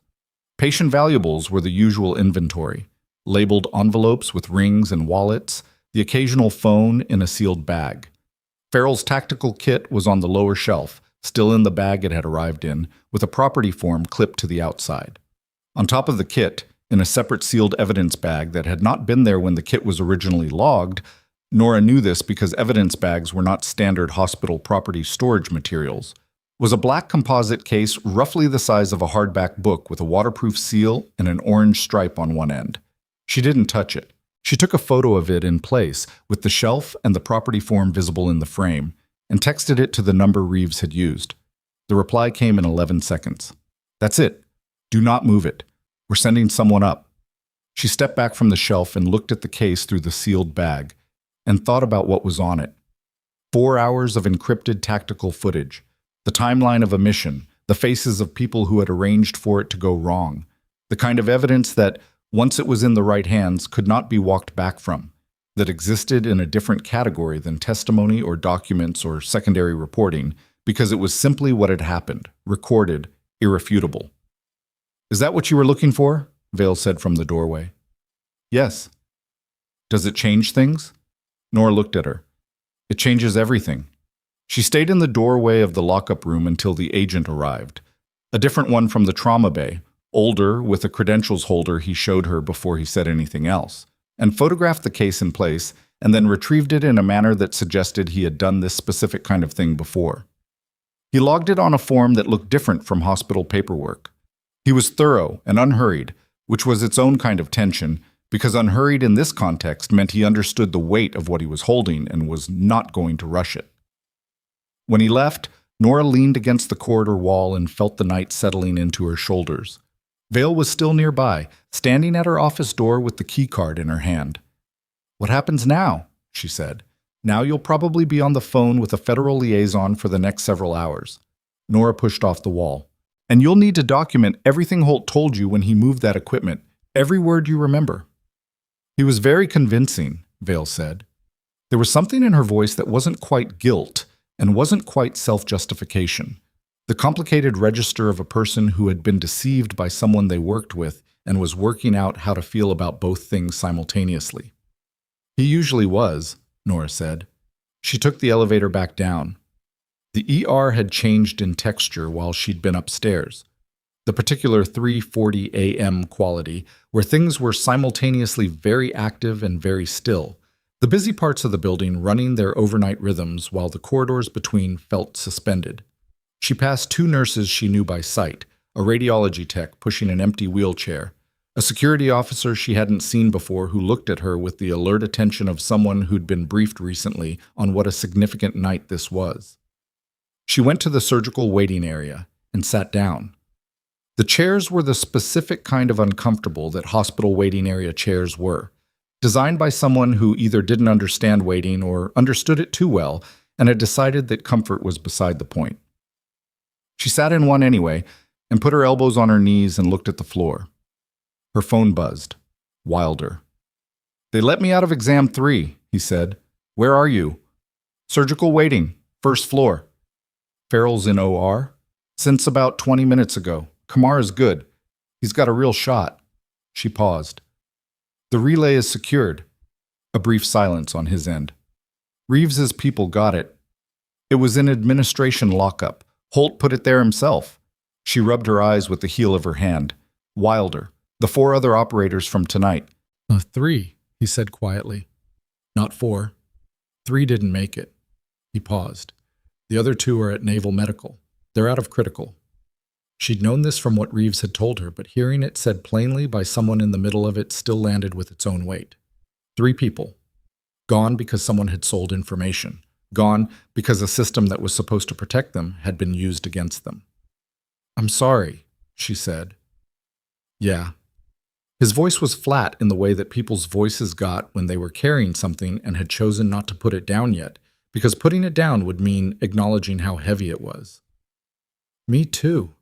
She heard him moving on the other end of the line, the sound of a corridor, voices, the ambient texture of an institution in a specific kind of upheaval. Then he said, "They arrested Holt downstairs. I watched it happen." She didn't ask what it looked like. She could picture it well enough. The white coat, the calculation in his eyes, the moment when the calculation ran out of options. "He had a lawyer called before they finished reading him," Wilder said. "Hospital lawyer. His personal one was on the line 3 minutes later. He was composed. That's the word. Like it was something he'd planned for." "He probably had," Nora said. "People like Holt always have a version of events ready. The question is whether it holds when the relay footage comes out." "It won't hold," Wilder said, with a certainty that was not bravado. "Reeves said the footage is 4 hours and 12 minutes. If Farrell was running it from mission start, it's got everything." She thought about that. 4 hours and 12 minutes of what 3 people had experienced in the last hours of their lives, recorded in the specific and unedited way that body-mounted tactical systems recorded, without narrative, without selection, just event following event in the order they happened. It was the kind of evidence that courtrooms did not give juries the luxury of interpreting creatively. She wondered if Holt had known that when he'd taken it, whether he'd understood what he was handling or whether he'd thought of it as simply a thing that needed to disappear, whether the distinction mattered. "Get your arm looked at properly," she said to Wilder. "Not just the stitch job from earlier. Malinois bites can introduce bacteria that don't show up in the first assessment." "I know," he said. "Kodak's had his shots." "I know he has. Doesn't change the bite microbiology." A pause. "Are you always like this?" "Like what?" "Like the most serious person in any given room." She almost smiled. "Go get your arm checked." She hung up and sat with the quiet for a moment before her phone rang again. Reeves this time, voice call. "Relay is in our custody," he said. "Chain of evidence is documented. We're transporting to Naval Criminal Investigative Service jurisdiction within the hour." He paused. "Pratt is talking. He's been talking since we put him in the car. That's usually what happens with people like Pratt. They spend a lot of time building walls, and when the walls come down, they immediately start explaining why it wasn't their fault." "What's he saying?" "He's saying Holt came to Meridian Group 8 months ago, not the other way around. Holt had access to patient military records through his trauma chief position. Not detailed operational records, but admission records, transport logs, the kind of metadata that lets someone with the right connections build a picture of when and where military personnel were moving through civilian medical facilities." A brief pause. "He sold that access. Over 8 months. Pratt's lawyers will argue he was a middleman, and they might not be wrong. But he knew what the information was being used for, and he took money for it, so his options are limited." 8 months. Nora counted backward from tonight and landed in March, which was a month before she'd arrived at Calloway Regional, which meant Holt had been doing this the entire time she'd been here, in the same building, 3 floors and about 50 feet of attitude away from her, selling out military personnel through the administrative backdoor of his own trauma bay. "Nora?" Reeves's voice changed. Not softer, but more direct. "I want to be clear about something. The way tonight went, the lockdown, the relay being found, Farrell staying alive through all of it, that's not a small thing. That's not a routine outcome. She said nothing. I'm going to be making some calls tomorrow that have nothing to do with Holt or Pratt, he said. Calls about you. About what you did tonight, and about what you did before you were at Calloway Regional. I want you to know that's coming, so it's not a surprise. Commander, I know, you'll tell me it was just patient care. She could hear something in his voice that wasn't quite a smile, but was adjacent to one. That's fine. Let me make my calls. He hung up. She sat in the waiting area for a while longer. A night custodian pushed a mop past the entrance to the corridor without looking at her. The overhead intercom announced a page to the 4th floor, a name she didn't recognize. Somewhere in the building, someone's family was waiting to hear something. Somewhere else, someone was getting good news or bad news, and either way the night was going to feel different after. She thought about going back to the medical surgical floor, where her patients were, where the medication chart for room 14 was still sitting with its discrepancy unresolved. She thought about the fact that Holt had promised to have her suspended, and that whether he was currently in handcuffs or not, he'd made that call, and the administrative machinery it had set in motion hadn't been officially stopped. She might go back upstairs and find that the night administrator had processed her file and pulled her from the floor pending review. That was a thing that might happen, and she was sitting in an uncomfortable chair at 3:50 in the morning trying to decide how much she cared about it, and the answer was less than she might have expected. She was still sitting there when Kamara came through the OR corridor doors.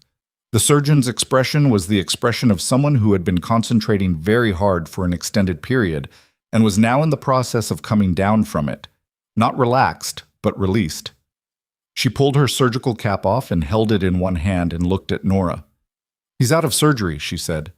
We found a grade 3 hepatic laceration and a mesenteric vessel bleed that had been tamponaded by clot, which is why he was still alive when you brought him in, and why he wouldn't have stayed that way much longer. We repaired both. She paused. It'll be 12 to 24 hours before I can tell you what we're dealing with neurologically. The ICP changes you flagged might be significant, or they might resolve. We don't know yet. But he's alive. He's alive. Kamara looked at her for a moment. You caught it early, before he decompensated. That made the surgery possible. Kim caught the tracheal deviation, Nora said, and you caught the rest. Kamara tilted her head slightly, the look of someone recognizing a specific kind of deflection. You can do that if you want, she said. Spread it around, that's fine. She turned to go, then paused. For what it's worth, I've been the OR attending here for 6 years. Tonight is the first time I've been called for an emergency laparotomy at 4 in the morning by a floor nurse who gave me a fast result, an accurate differential, and a prepared patient. She looked back at Nora. I noticed. She went back through the OR corridor doors. Nora sat with that for a moment. Then she stood up, smoothed the front of her scrubs with both hands in the habitual way she did at the start and end of every shift, and went back to work. She was in room 14 reviewing the medication discrepancy, a dosing error in the overnight orders that turned out to be a decimal point in the wrong place, the kind of mistake that looked small and wasn't. When Sarah Okafor appeared in the doorway at 4:15 and stood there with an expression that contained more information than her face was showing. He's in federal custody, Sarah said. Holt, I just heard. I know. Sandra Vale is on the phone with the hospital board chair right now. The board chair is apparently on the phone with legal. Sarah paused. There's a federal investigator who has been asking the night staff questions for the last hour. He's working his way up the floor list. That's normal, Nora said. He'll want to document what people observed. He asked me specifically about you. Sarah's voice was careful. About your background. How long you've been here. What he called your... He used the phrase medical decision-making profile, which I didn't know was a thing. It's a thing in federal investigations. Nora. Sarah moved fully into the room and let the door close behind her. What are you? Actually, because you've been here for 8 months, and I thought I had a reasonable picture of who you were, and I clearly didn't. Nora looked at the medication chart, corrected the decimal point, made the notation. I'm a nurse, she said. I was a CSAR medic before that. 6 years, 3 combat deployments. She looked up. And then I stopped being that, and I became a nurse. And that's what I am. Why did you stop? The question sat in the air. It was a reasonable question, and it deserved a reasonable answer. And the honest version of the answer was complicated and personal and not fully resolvable in a hospital room at 4 a.m. So she gave the version that was true without being complete. Because I wanted to do the same work without the same cost, she said. Sarah considered that.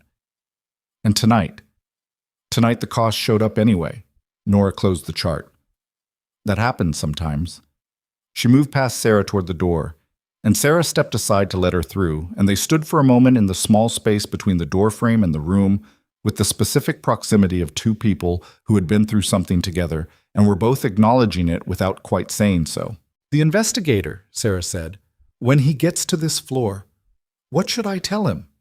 Tell him the truth. Everything you saw, everything I did, exactly as it happened. Nora paused. I don't need a story. What actually happened is fine. She went back out into the corridor. The floor was running its normal overnight rhythm now.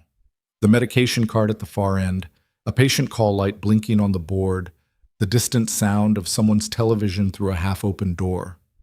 Normal work. The kind of work she'd chosen and kept choosing every shift for the last 8 months.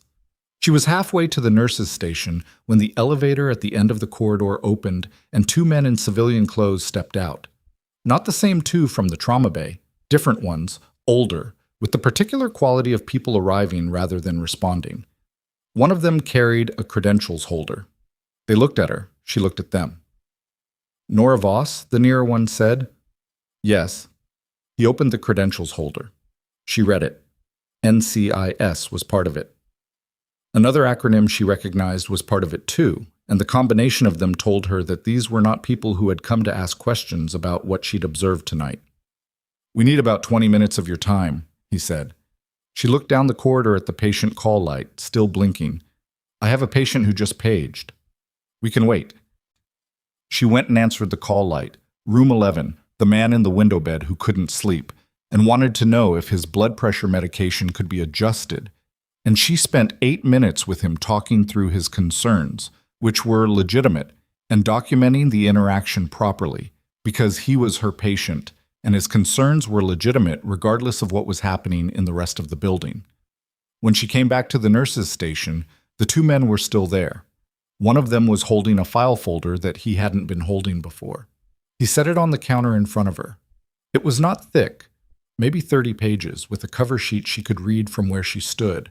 Her name was on it, her full name, her dates of service, unit designations she hadn't spoken aloud in 4 years. And below that, a line she hadn't expected to see in a hospital corridor at 4:30 in the morning, in a folder held by a man she'd never met.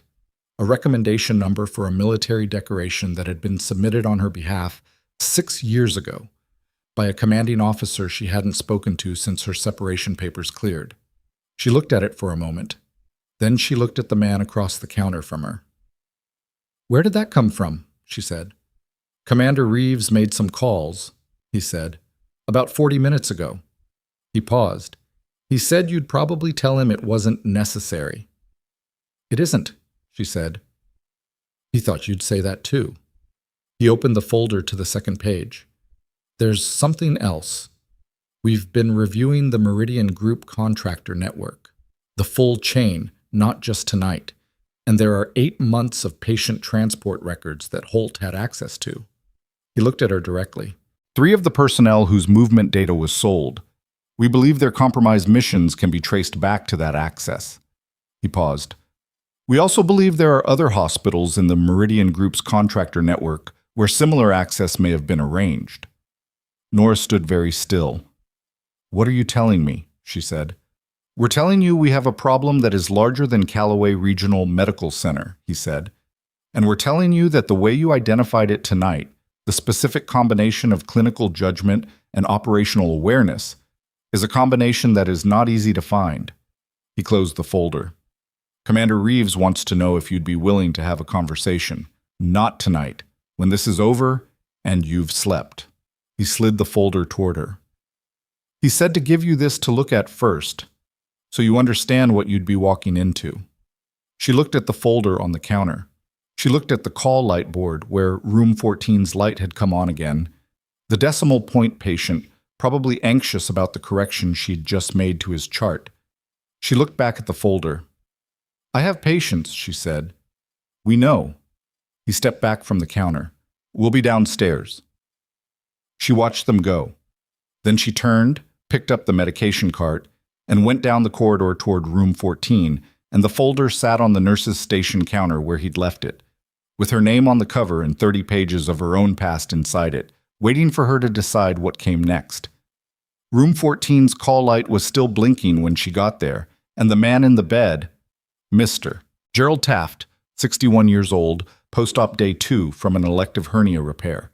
The kind of patient who read his own chart on his phone and then had questions, was sitting up against his pillows with his arms crossed and the expression of someone who had been thinking.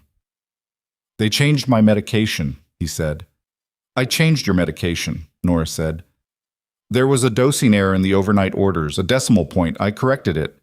"Who made the error?" "It doesn't matter right now. What matters is it's corrected and your chart is accurate." She checked his IV site, his blood pressure cuff, the small things she could assess without waking him further than he already was. "How are you feeling?" "Couldn't sleep." He looked at her more carefully. "You look like you've had a rough night." "I have," she said. She didn't elaborate because Mr. Taft's medical situation was not made better or worse by the specifics of hers, and because there was something oddly clarifying about being in room 14 with a 61-year-old man who just wanted his medication explained after everything that had happened in the last 5 hours. "Your blood pressure is good. Your pain is managed. Try to sleep." "Is everything okay in the hospital? I don't know what I heard. People in the hallway." "Everything is okay," she said. And it was approximately true, or it was becoming true, and that was the most she could say honestly. She dimmed his light and left the door open a crack the way he'd told her he preferred it 3 weeks ago in a previous admission, a detail she'd written nowhere but remembered anyway. She went back to the nurse's station and looked at the folder. She didn't open it. Not yet. She set it in her bag and went back to work. The rest of the overnight shift ran the way overnight shifts ran when something significant had happened and the building was still processing it, with a kind of heightened ordinary, people doing their regular tasks with slightly more attention than usual, the ambient noise of an institution absorbing a shock and continuing to function around it. She gave medications. She updated charts. She sat with a woman in room 9 who was 63 and couldn't stop crying and said she didn't know why, and Nora sat with her for 12 minutes without trying to explain or fix it, just present, which was sometimes the only thing that actually helped. At 6:45, the day shift began arriving. The handoff was different from other handoffs. Word had moved through the building in the way that words moved through hospitals, not through official channels, which were slow and careful, but through the human channels that were fast and imprecise, so that by the time Nora was giving report to the day charge nurse, the day charge nurse already had a version of the night that was half accurate and half assembled from fragments. "Is it true you locked down the trauma bay?" the day charge nurse said. Her name was Priya, and she was a direct person, which Nora had always appreciated. "Yes." "And Holt was arrested." "He was taken into federal custody, yes." Priya looked at her for a moment. "Are you suspended?" "Not as of right now." Nora closed the handoff report.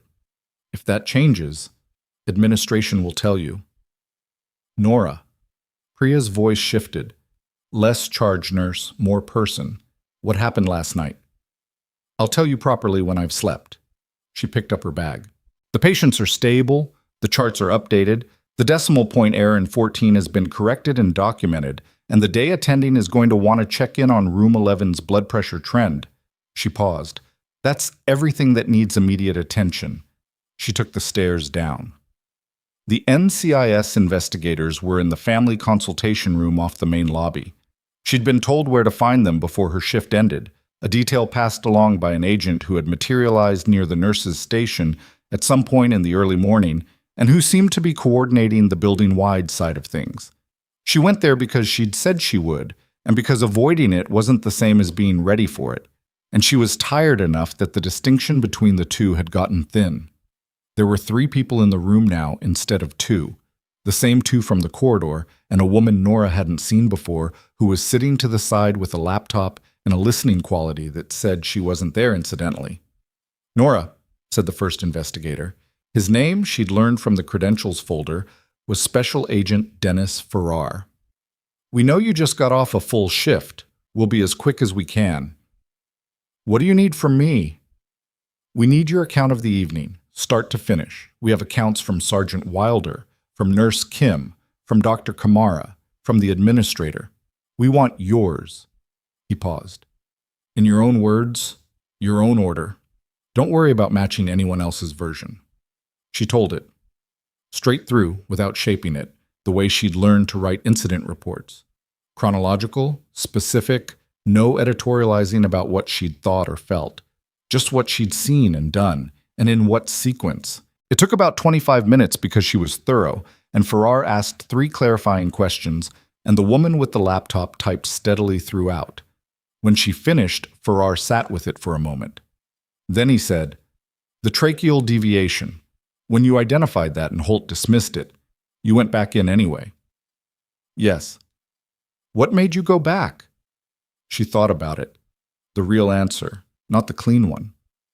"The patient was going to die," she said, "and I could see a way to stop that from happening. Everything else was secondary to that. It was always secondary to that." Farrar nodded, not like he was agreeing, but like he was noting it. "Holt's attorney filed a motion at 5 this morning claiming that your unauthorized presence in the trauma bay constitutes grounds for evidentiary challenge, that the chain of care was disrupted by an unlicensed intervention." She'd expected something like this. "My nursing license is current. Everything I did falls within nursing scope with the caveat that some of it required physician authorization that I obtained implicitly through clinical necessity." She kept her voice level. "That argument is going to have a hard time in front of a jury that's seen Farrell's surgical report." "I agree," Farrar said. "I wanted you to know it was filed." "I appreciate that." He looked at her for a moment with the assessment that investigators had, not unkind but complete, the look of someone who needed an accurate picture of the person across from them. "The folder we left you," he said. "The recommendation. Did you look at it?" "Not yet. The recommendation was submitted in 2019 by Lieutenant Commander Walsh, who was your commanding officer during your 3rd deployment. It went into a review process, and then into a bureaucratic hold, and then into a file where it stayed." He paused. "Reeves is requesting it be processed. That would require your consent." "What does processing it mean, practically?" "A formal presentation, a record update. Depending on the level of the award, a public element." He watched her face. "You don't look enthusiastic." "I'm tired," she said. "That's most of it." "Some of it." She looked at the table. "When I left the military, I left. I made a decision, and I followed through on it, and I built something different. The recognition thing, it's not—" She stopped, tried again. "I didn't go back into that trauma bay last night because I wanted to be recognized for it. I went in because the patient needed it. The work doesn't change based on whether anyone's watching." "That's exactly why Walsh submitted the recommendation," Farrar said, "and exactly why Reeves wants it processed." He paused. "You can consent to the record update without the public element if that's what you prefer. That option exists." She thought about the folder in her bag. The dates of service, the deployment records, the recommendation number on the cover sheet, the specific weight of being known accurately after years of being known inaccurately or not at all. There was something in that, she admitted to herself, that was not nothing, that mattered in a way she hadn't expected to still matter. "I'll consent to the record update," she said. "We can talk about the rest later." Farrar nodded. "There's one more thing." He looked at his counterpart briefly, then back at her. "The Meridian Group Network. We've identified 4 other hospital systems where contractor personnel may have arranged similar access arrangements. We're building investigation teams for each. The approach requires someone who understands both the clinical environment and the operational side. What to look for, how to read it, what's normal, and what isn't." He paused. "Reeves proposed your name for a consulting role. Not full-time, not a return to active anything. A consulting role, civilian, with NCIS jurisdiction." Nora looked at him. "I'm a nurse," she said. You're also the person who identified a federal intelligence breach in the middle of a trauma resuscitation at 2 in the morning, Farrar said, without drama. Both things are true. She sat with that. The room was quiet in the way that family consultation rooms were quiet. Insulated, deliberate, built for the kind of conversations that needed walls between them and the rest of the building. She thought about 4 other hospitals, other Holts maybe, other Pratts, other soldiers whose movement data was moving through channels it shouldn't move through, turned into information for people who paid for information, converted into missions that went wrong in ways that looked like operational failure and weren't. She thought about 3 operators who hadn't made it home last night. She thought about the folder in her bag. "Let me sleep first," she said. "Then I'll tell you my answer." Farrar almost smiled. "Reeves said you'd say that too." She drove home in the early morning light with the windows down because she needed the air, and she didn't listen to anything, just the sound of the town waking up around her. A garbage truck 2 blocks over, a dog somewhere on a porch, the particular quality of light at 7 in the morning in November, when the sun was still low and everything looked temporary and honest. She was so tired that the tiredness had gone past the feeling of tiredness and become something else, a kind of stripped-down clarity where things were just what they were, and she didn't have the energy to make them more complicated. She slept for 9 hours. When she woke up, the folder was on her kitchen table where she'd left it. She made coffee and sat down and opened it. She read it straight through. Walsh had written the recommendation in language that was formal and specific and recognizable as his, direct, no wasted words, the account of a person who had been in the field with her and was describing what he'd seen with the accuracy of a witness rather than the sentiment of a friend. He described 3 separate incidents across 2 deployments. He described decisions made under conditions that, reading it now from her kitchen table with her coffee cup warm in her hands, seemed almost abstract. She could remember all 3 of them. She could remember what the air smelled like and what she'd been thinking and the specific texture of the fear that she'd been managing in each of them, fear being a thing she'd never not felt in those situations. Had never believed people who said they didn't feel it, because the people who said they didn't feel it were either lying or weren't paying enough attention. She read the last paragraph twice. Walsh had written, "Petty Officer Voss consistently demonstrated a quality of judgment under pressure that I have encountered in very few individuals across 15 years of service. She did not perform well under pressure. She was clarified by it. That distinction matters, and it is rare, and it should be on record." She set the folder down. She sat at her kitchen table for a while, just sitting, which was not something she did very often and which felt, on this particular morning, like the right response to a long night. Then she picked up her phone and called Reeves. He answered on the second ring. "I'll do the consulting role," she said, "on the condition that my nursing position at Calloway Regional isn't used as cover, that I'm transparent with administration about the nature of the work." "We can work with that," Reeves said, "and I won't do anything that takes me out of clinical care. That stays primary." "Understood. And the other 4 hospitals? I want the full investigative files before I walk into any of them. I'm not going in without a real picture." "That's reasonable." A pause. "Nora, the record update. Walsh heard about last night. He'd like to tell him I said thank you," she said. "That's enough." She hung up and looked at her coffee cup, which was empty, and got up and refilled it, and stood at her kitchen window looking at the street outside where a neighbor's kid was kicking a soccer ball against a fence in the morning quiet. And she thought, not for the first time but with more clarity than usual, about the specific nature of the choice she'd made 4 years ago when she'd separated and come to Portland and enrolled in nursing school at 30 and started over in a way that had felt at the time like a retreat and had turned out to be something else. Not a retreat. A translation. The same instincts, the same capacities, the same thing Walsh had called being clarified by pressure. All of it moved into a different context where it looked, to the people around her, like an ordinary woman doing an ordinary job in a hospital where nobody paid much attention to her. She had let that be, had not corrected it, had not explained herself, had simply come to work and done the work and let the work speak in the particular quiet way that work speaks when it is done well and consistently and without anyone watching. The problem with that, she thought, watching the kid with the soccer ball, was that it required you to be invisible, and invisibility was fine for the person doing the choosing, but it had costs for the people around you. For the patients who might have gotten different care if someone had known what she knew. For the situations that might have gone differently if the information about who she was had been available to the people who needed it. She had been invisible, and she had thought that was strength.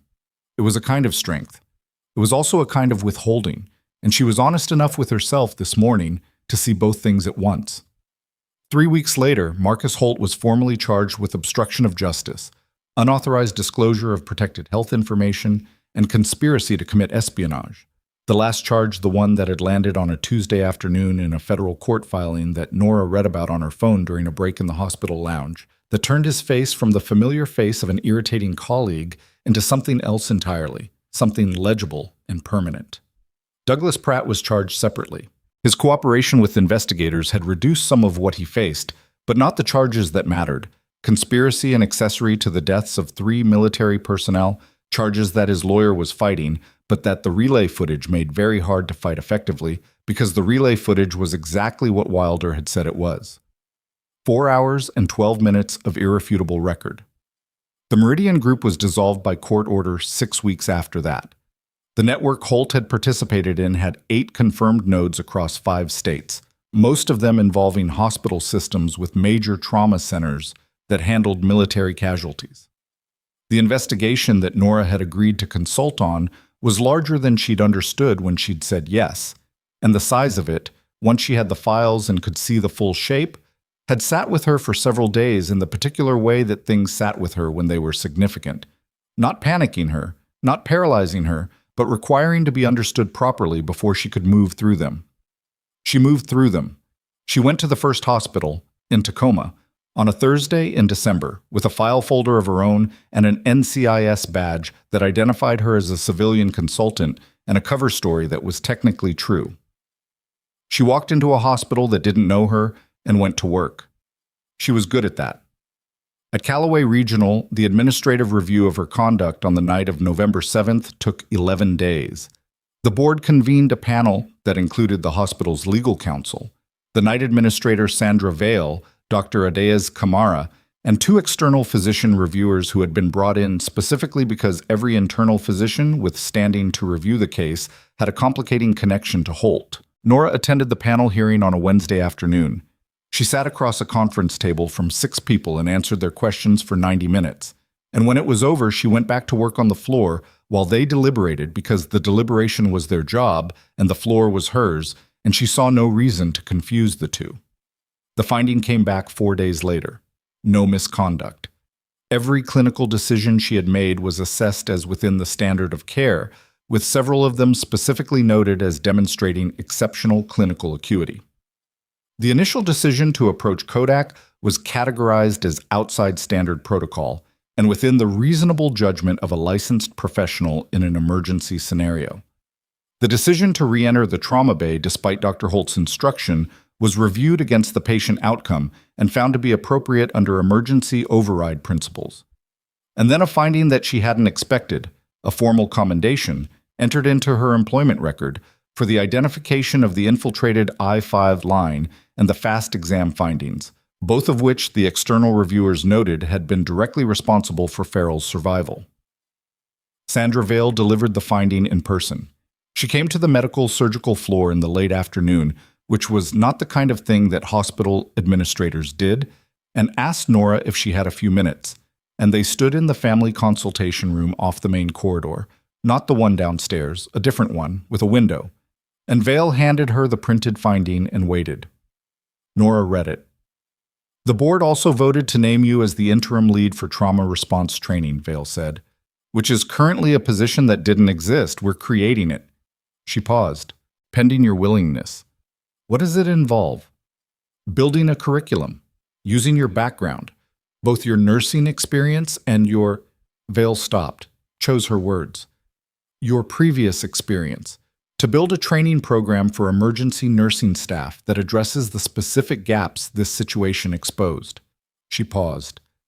"Things like how to handle tactical situations in a clinical environment, how to assess and escalate when the information you're getting seems incomplete or wrong, how to act on clinical judgment when the hierarchy is compromised." She looked at Nora directly. "How to be you, essentially. We want to teach people how to be more like you." Nora was quiet for a moment. That's not a thing you can teach, she said. Maybe not entirely, but you can teach the parts of it that are teachable. Vale paused. I watched you that night, before I knew what was happening. I watched you walk toward that dog, and I watched what happened after. I thought you were reckless. She paused. I was wrong. You weren't reckless. You just thought about more variables than anyone else in the room. I didn't know it would work, Nora said. With Kodak, I thought it probably would. It wasn't certainty. That's my point, Vale said. You acted on the best available information under time pressure, and you were right. And when you weren't certain you were right, you kept going anyway because stopping wasn't an acceptable option. She looked at her. That's what I want the training to teach. The willingness to keep going. Nora looked at the printed finding in her hands, the formal language, the date stamps, the signatures of 6 people who had reviewed a night she'd lived and rendered it into a document. There was something strange about that, the way experience became record, the way record became standing, the way standing became a different kind of power than the original experience had been. She thought about the version of herself that had stood in the trauma bay corridor 8 months ago on her first shift, quiet and unobtrusive, carrying 11 years of experience and a history that no one had asked about and that she had not volunteered. She thought about how she had chosen that invisibility and how it had felt like pragmatism, and how the night of November 7th had made it very clear what invisibility cost. Not her particularly, but the situations she moved through, the systems she worked in, the people whose outcomes depended on the right person being recognizable when it mattered. I'll take the position, she said. On the condition that the curriculum is built in consultation with active trauma nurses, not imposed on them. They have knowledge I don't have about how this hospital actually functions. I want that knowledge in the training. Agreed, Vale said. Immediately agreed. Nora folded the finding and put it in her pocket, which was not what you did with a formal document, and which felt like the right thing to do with it anyway. Lieutenant Marcus Farrell was discharged from Calloway Regional Medical Center on a Tuesday in late November, 22 days after the night he'd arrived. He walked out under his own power, which had not been certain for a significant portion of those 22 days. The neurological concerns had resolved by day 4, but the surgical recovery had been slow and complicated and had required 2 additional procedures that Kamara had managed with the steady competence of someone who didn't find difficulty surprising. Nora was not on duty when he was discharged. She found out afterward from Kim, who had been there and who sent her a text that said simply, "He walked out. Kodak was with him. He looked for you." She read that standing in the parking garage of the Tacoma Hospital in between 2 meetings with the NCIS team, and she felt something move in her chest that she didn't have a clean word for.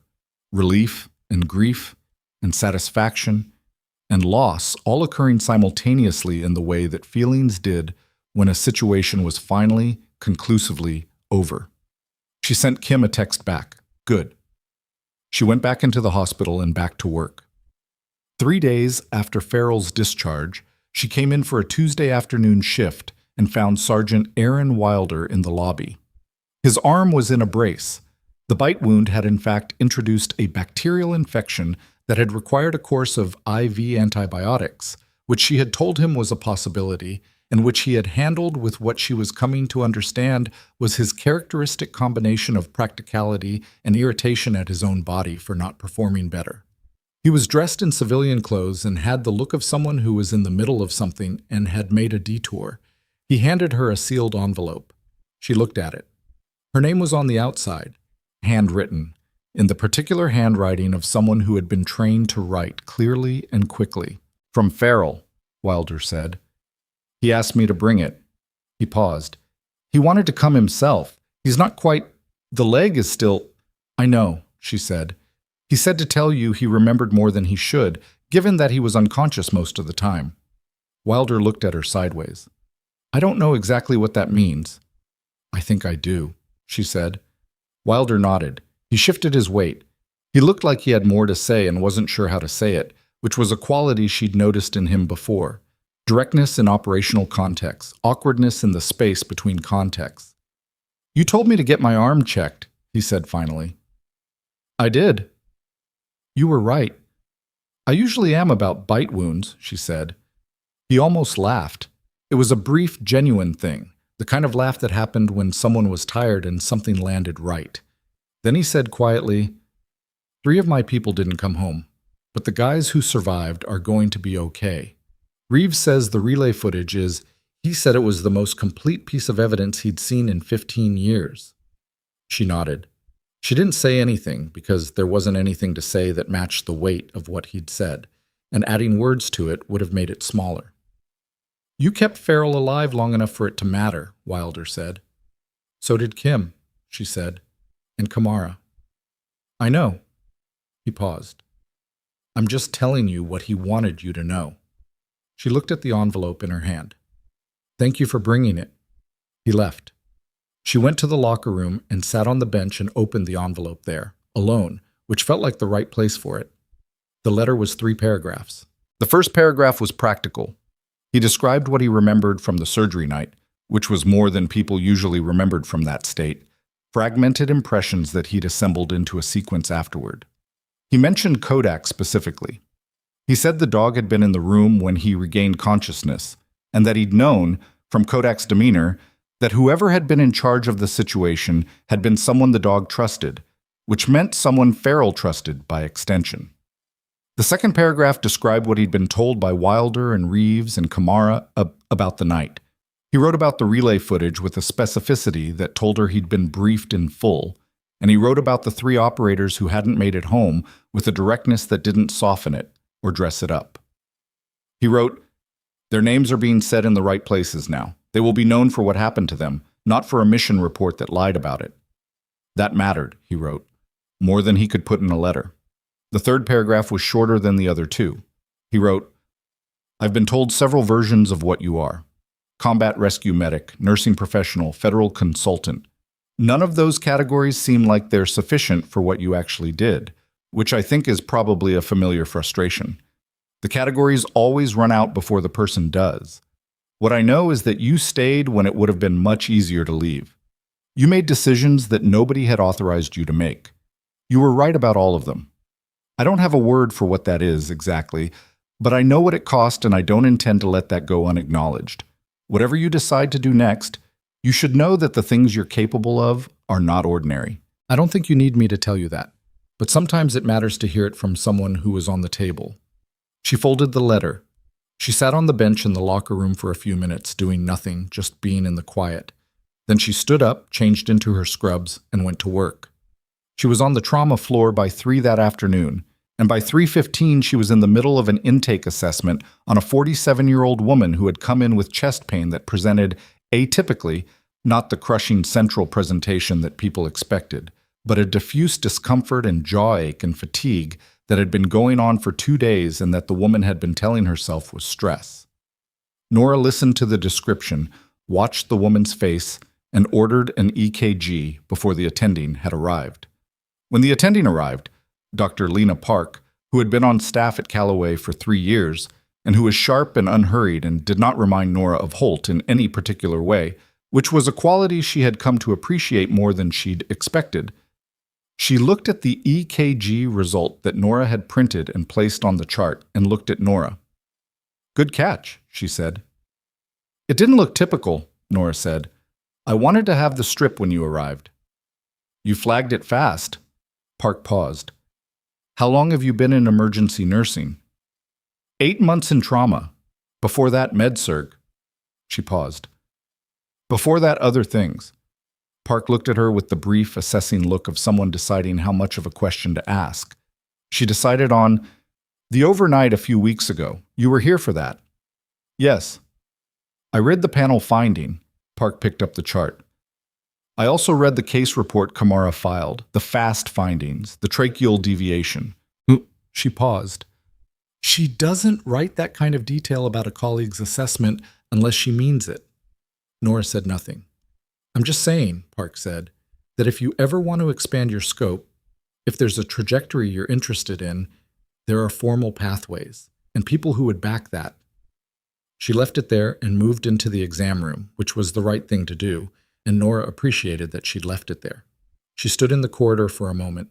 She thought about the woman in the exam room with her atypical chest pain who had talked herself out of coming in for 2 days and had finally come in and was going to be okay because she had come in and because someone in the corridor had listened and ordered the right test before she'd even been assessed officially.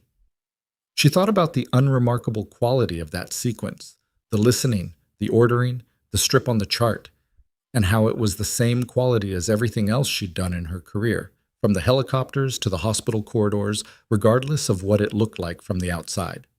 The categories always run out before the person does. She went back to work. She went back to work every shift that followed. She built the trauma training curriculum over 4 months, in the conference room on the second floor with a rotating group of 8 nurses who had opinions and gave them, which made the curriculum better than it would have been otherwise. She consulted on 2 more NCIS investigations over the winter, Tacoma and then a hospital in Albuquerque, and found in that work the same thing she'd found in nursing, the same fundamental practice of paying attention in the specific direction of what mattered, which turned out to be a transferable skill, and also, she thought, the basic unit of everything she'd ever been good at. Holt's trial date was set for the following April. Pratt had already pled to a reduced set of charges in exchange for testimony. The other 6 members of the contractor network were in various stages of legal proceedings. The Meridian Group's parent company was under federal audit.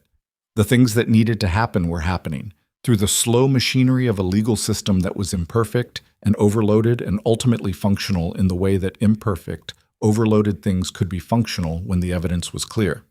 The relay footage was clear. She didn't attend any of the proceedings.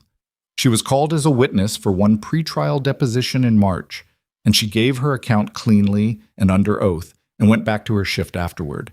And the attorney who had deposed her said, as she was leaving, that she was a very composed witness, and she said thank you and meant it as the practical thing it was. On a Wednesday in February, she was coming off a 12-hour shift when she found Kodak sitting in the lobby. She stopped. He was sitting at the edge of the main entrance, alert, in the particular still way that he sat, and beside him, on a bench, was Farrell. Not quite the version of Farrell she'd seen on the gurney, not the gray and struggling version or the recovering version, but something closer to the actual version, whatever that was. He was in civilian clothes. He was moving carefully, the careful movement of someone whose body was still accounting for what had happened to it, but he was moving. He stood up when he saw her. She walked toward them. Kodak's tail moved once. "I wasn't sure you'd be here," Farrell said. "I work here." She stopped a few feet from him. He was taller than she'd registered, which made sense since she'd only seen him horizontal. His face had the look of someone who had been through something significant and was on the other side of it but not distant from it, the specific quality of recent survival. "I know," he said. "Wilder told me your schedule." Wilder is very forthcoming with that kind of information. He's got good instincts about when something needs to be done in person. He looked at her. "I wrote you a letter." "I read it," she said. "It was well written." "I had a lot of time to think about what to say." He paused. "I wanted to—" He stopped, started differently. "The things that happened that night, what you did. I've been trying to find the right way to—" "You don't have to," she said. "I know I don't have to." He met her eyes. "I want to." She waited. "You didn't know me," he said. "You didn't owe me anything. Every decision you made in there, going back in when Holt threw you out, the IV, the fast exam, keeping that door locked, none of it was required. None of it was in your job description in a way that anyone could have enforced." "Keeping people alive is in my job description," she said. "That's not what I mean." He paused. "I mean you chose it, every time, even when it cost you." He looked at her directly. "I wanted you to hear from me, not from Wilder or Reeves or the panel finding, that it mattered, that I know what it was." She was quiet for a moment. The lobby moved around them. The ordinary traffic of a hospital morning, people arriving and leaving and waiting, the ambient noise of a building doing its work. "Your partner recognized something in me," she said finally, "before anyone else in that room did. I'm not sure any of what followed would have happened without that." Farrell looked down at Kodak, who was watching the space between them with the attention that he gave to things he considered important. "He's good at that," Farrell said. "He is." She reached down and let Kodak smell her hand, and then he pushed his head against her palm the way she'd seen dogs do when they'd decided someone was worth that gesture, and she held still and let him. "Are you staying at the hospital?" Farrell asked. "For now," she said.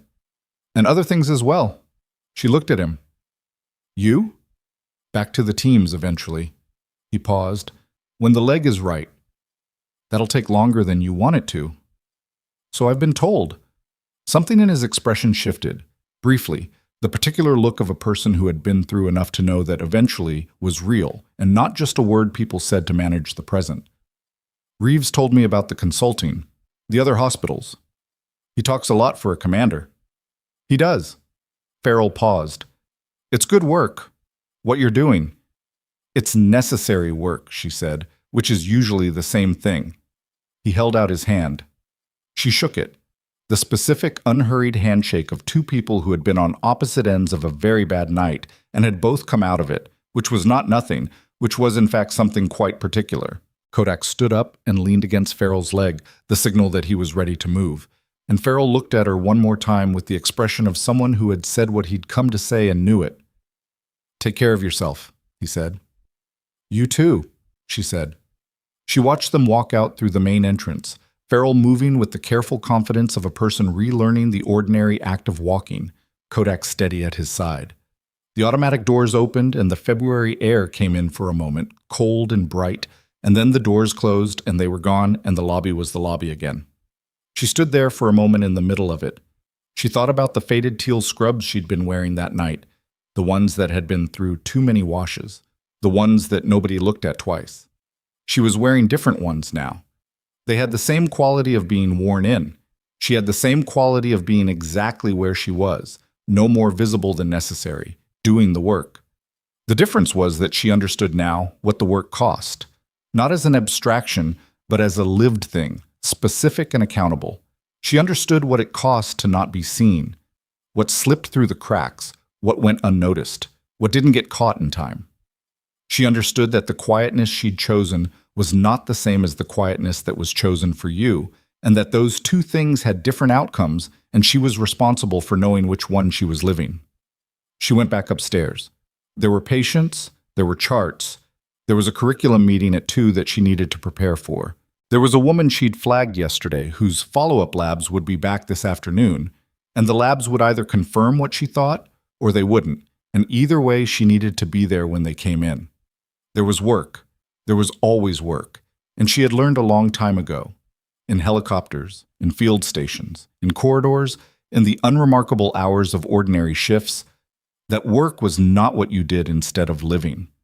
It was how some people lived most fully, in the specific contact with what mattered that came from showing up and paying attention and staying even when it would have been much easier to go. She had been the nurse nobody looked at. She had been dismissed and sidelined and shown the door. She had stood in corridors at 2 in the morning and been told she didn't belong in rooms where people needed her. She had gone in anyway. Not because she was fearless, because she wasn't. Not because she was certain, because she never was. Not because someone recognized her worth before she acted, because they didn't. Because the door was there and the patient needed it, and she was the person in the corridor. That was the whole of it. That had always been the whole of it. She took the stairs the way she usually did, because the elevator was slow and the stairs were there, and by the 3rd floor she was already thinking about the labs and the curriculum and room 11's blood pressure trend, and the lobby was behind her and the floor was ahead of her, and that was exactly how it should be. She pushed through the stairwell door into the corridor and went back to work.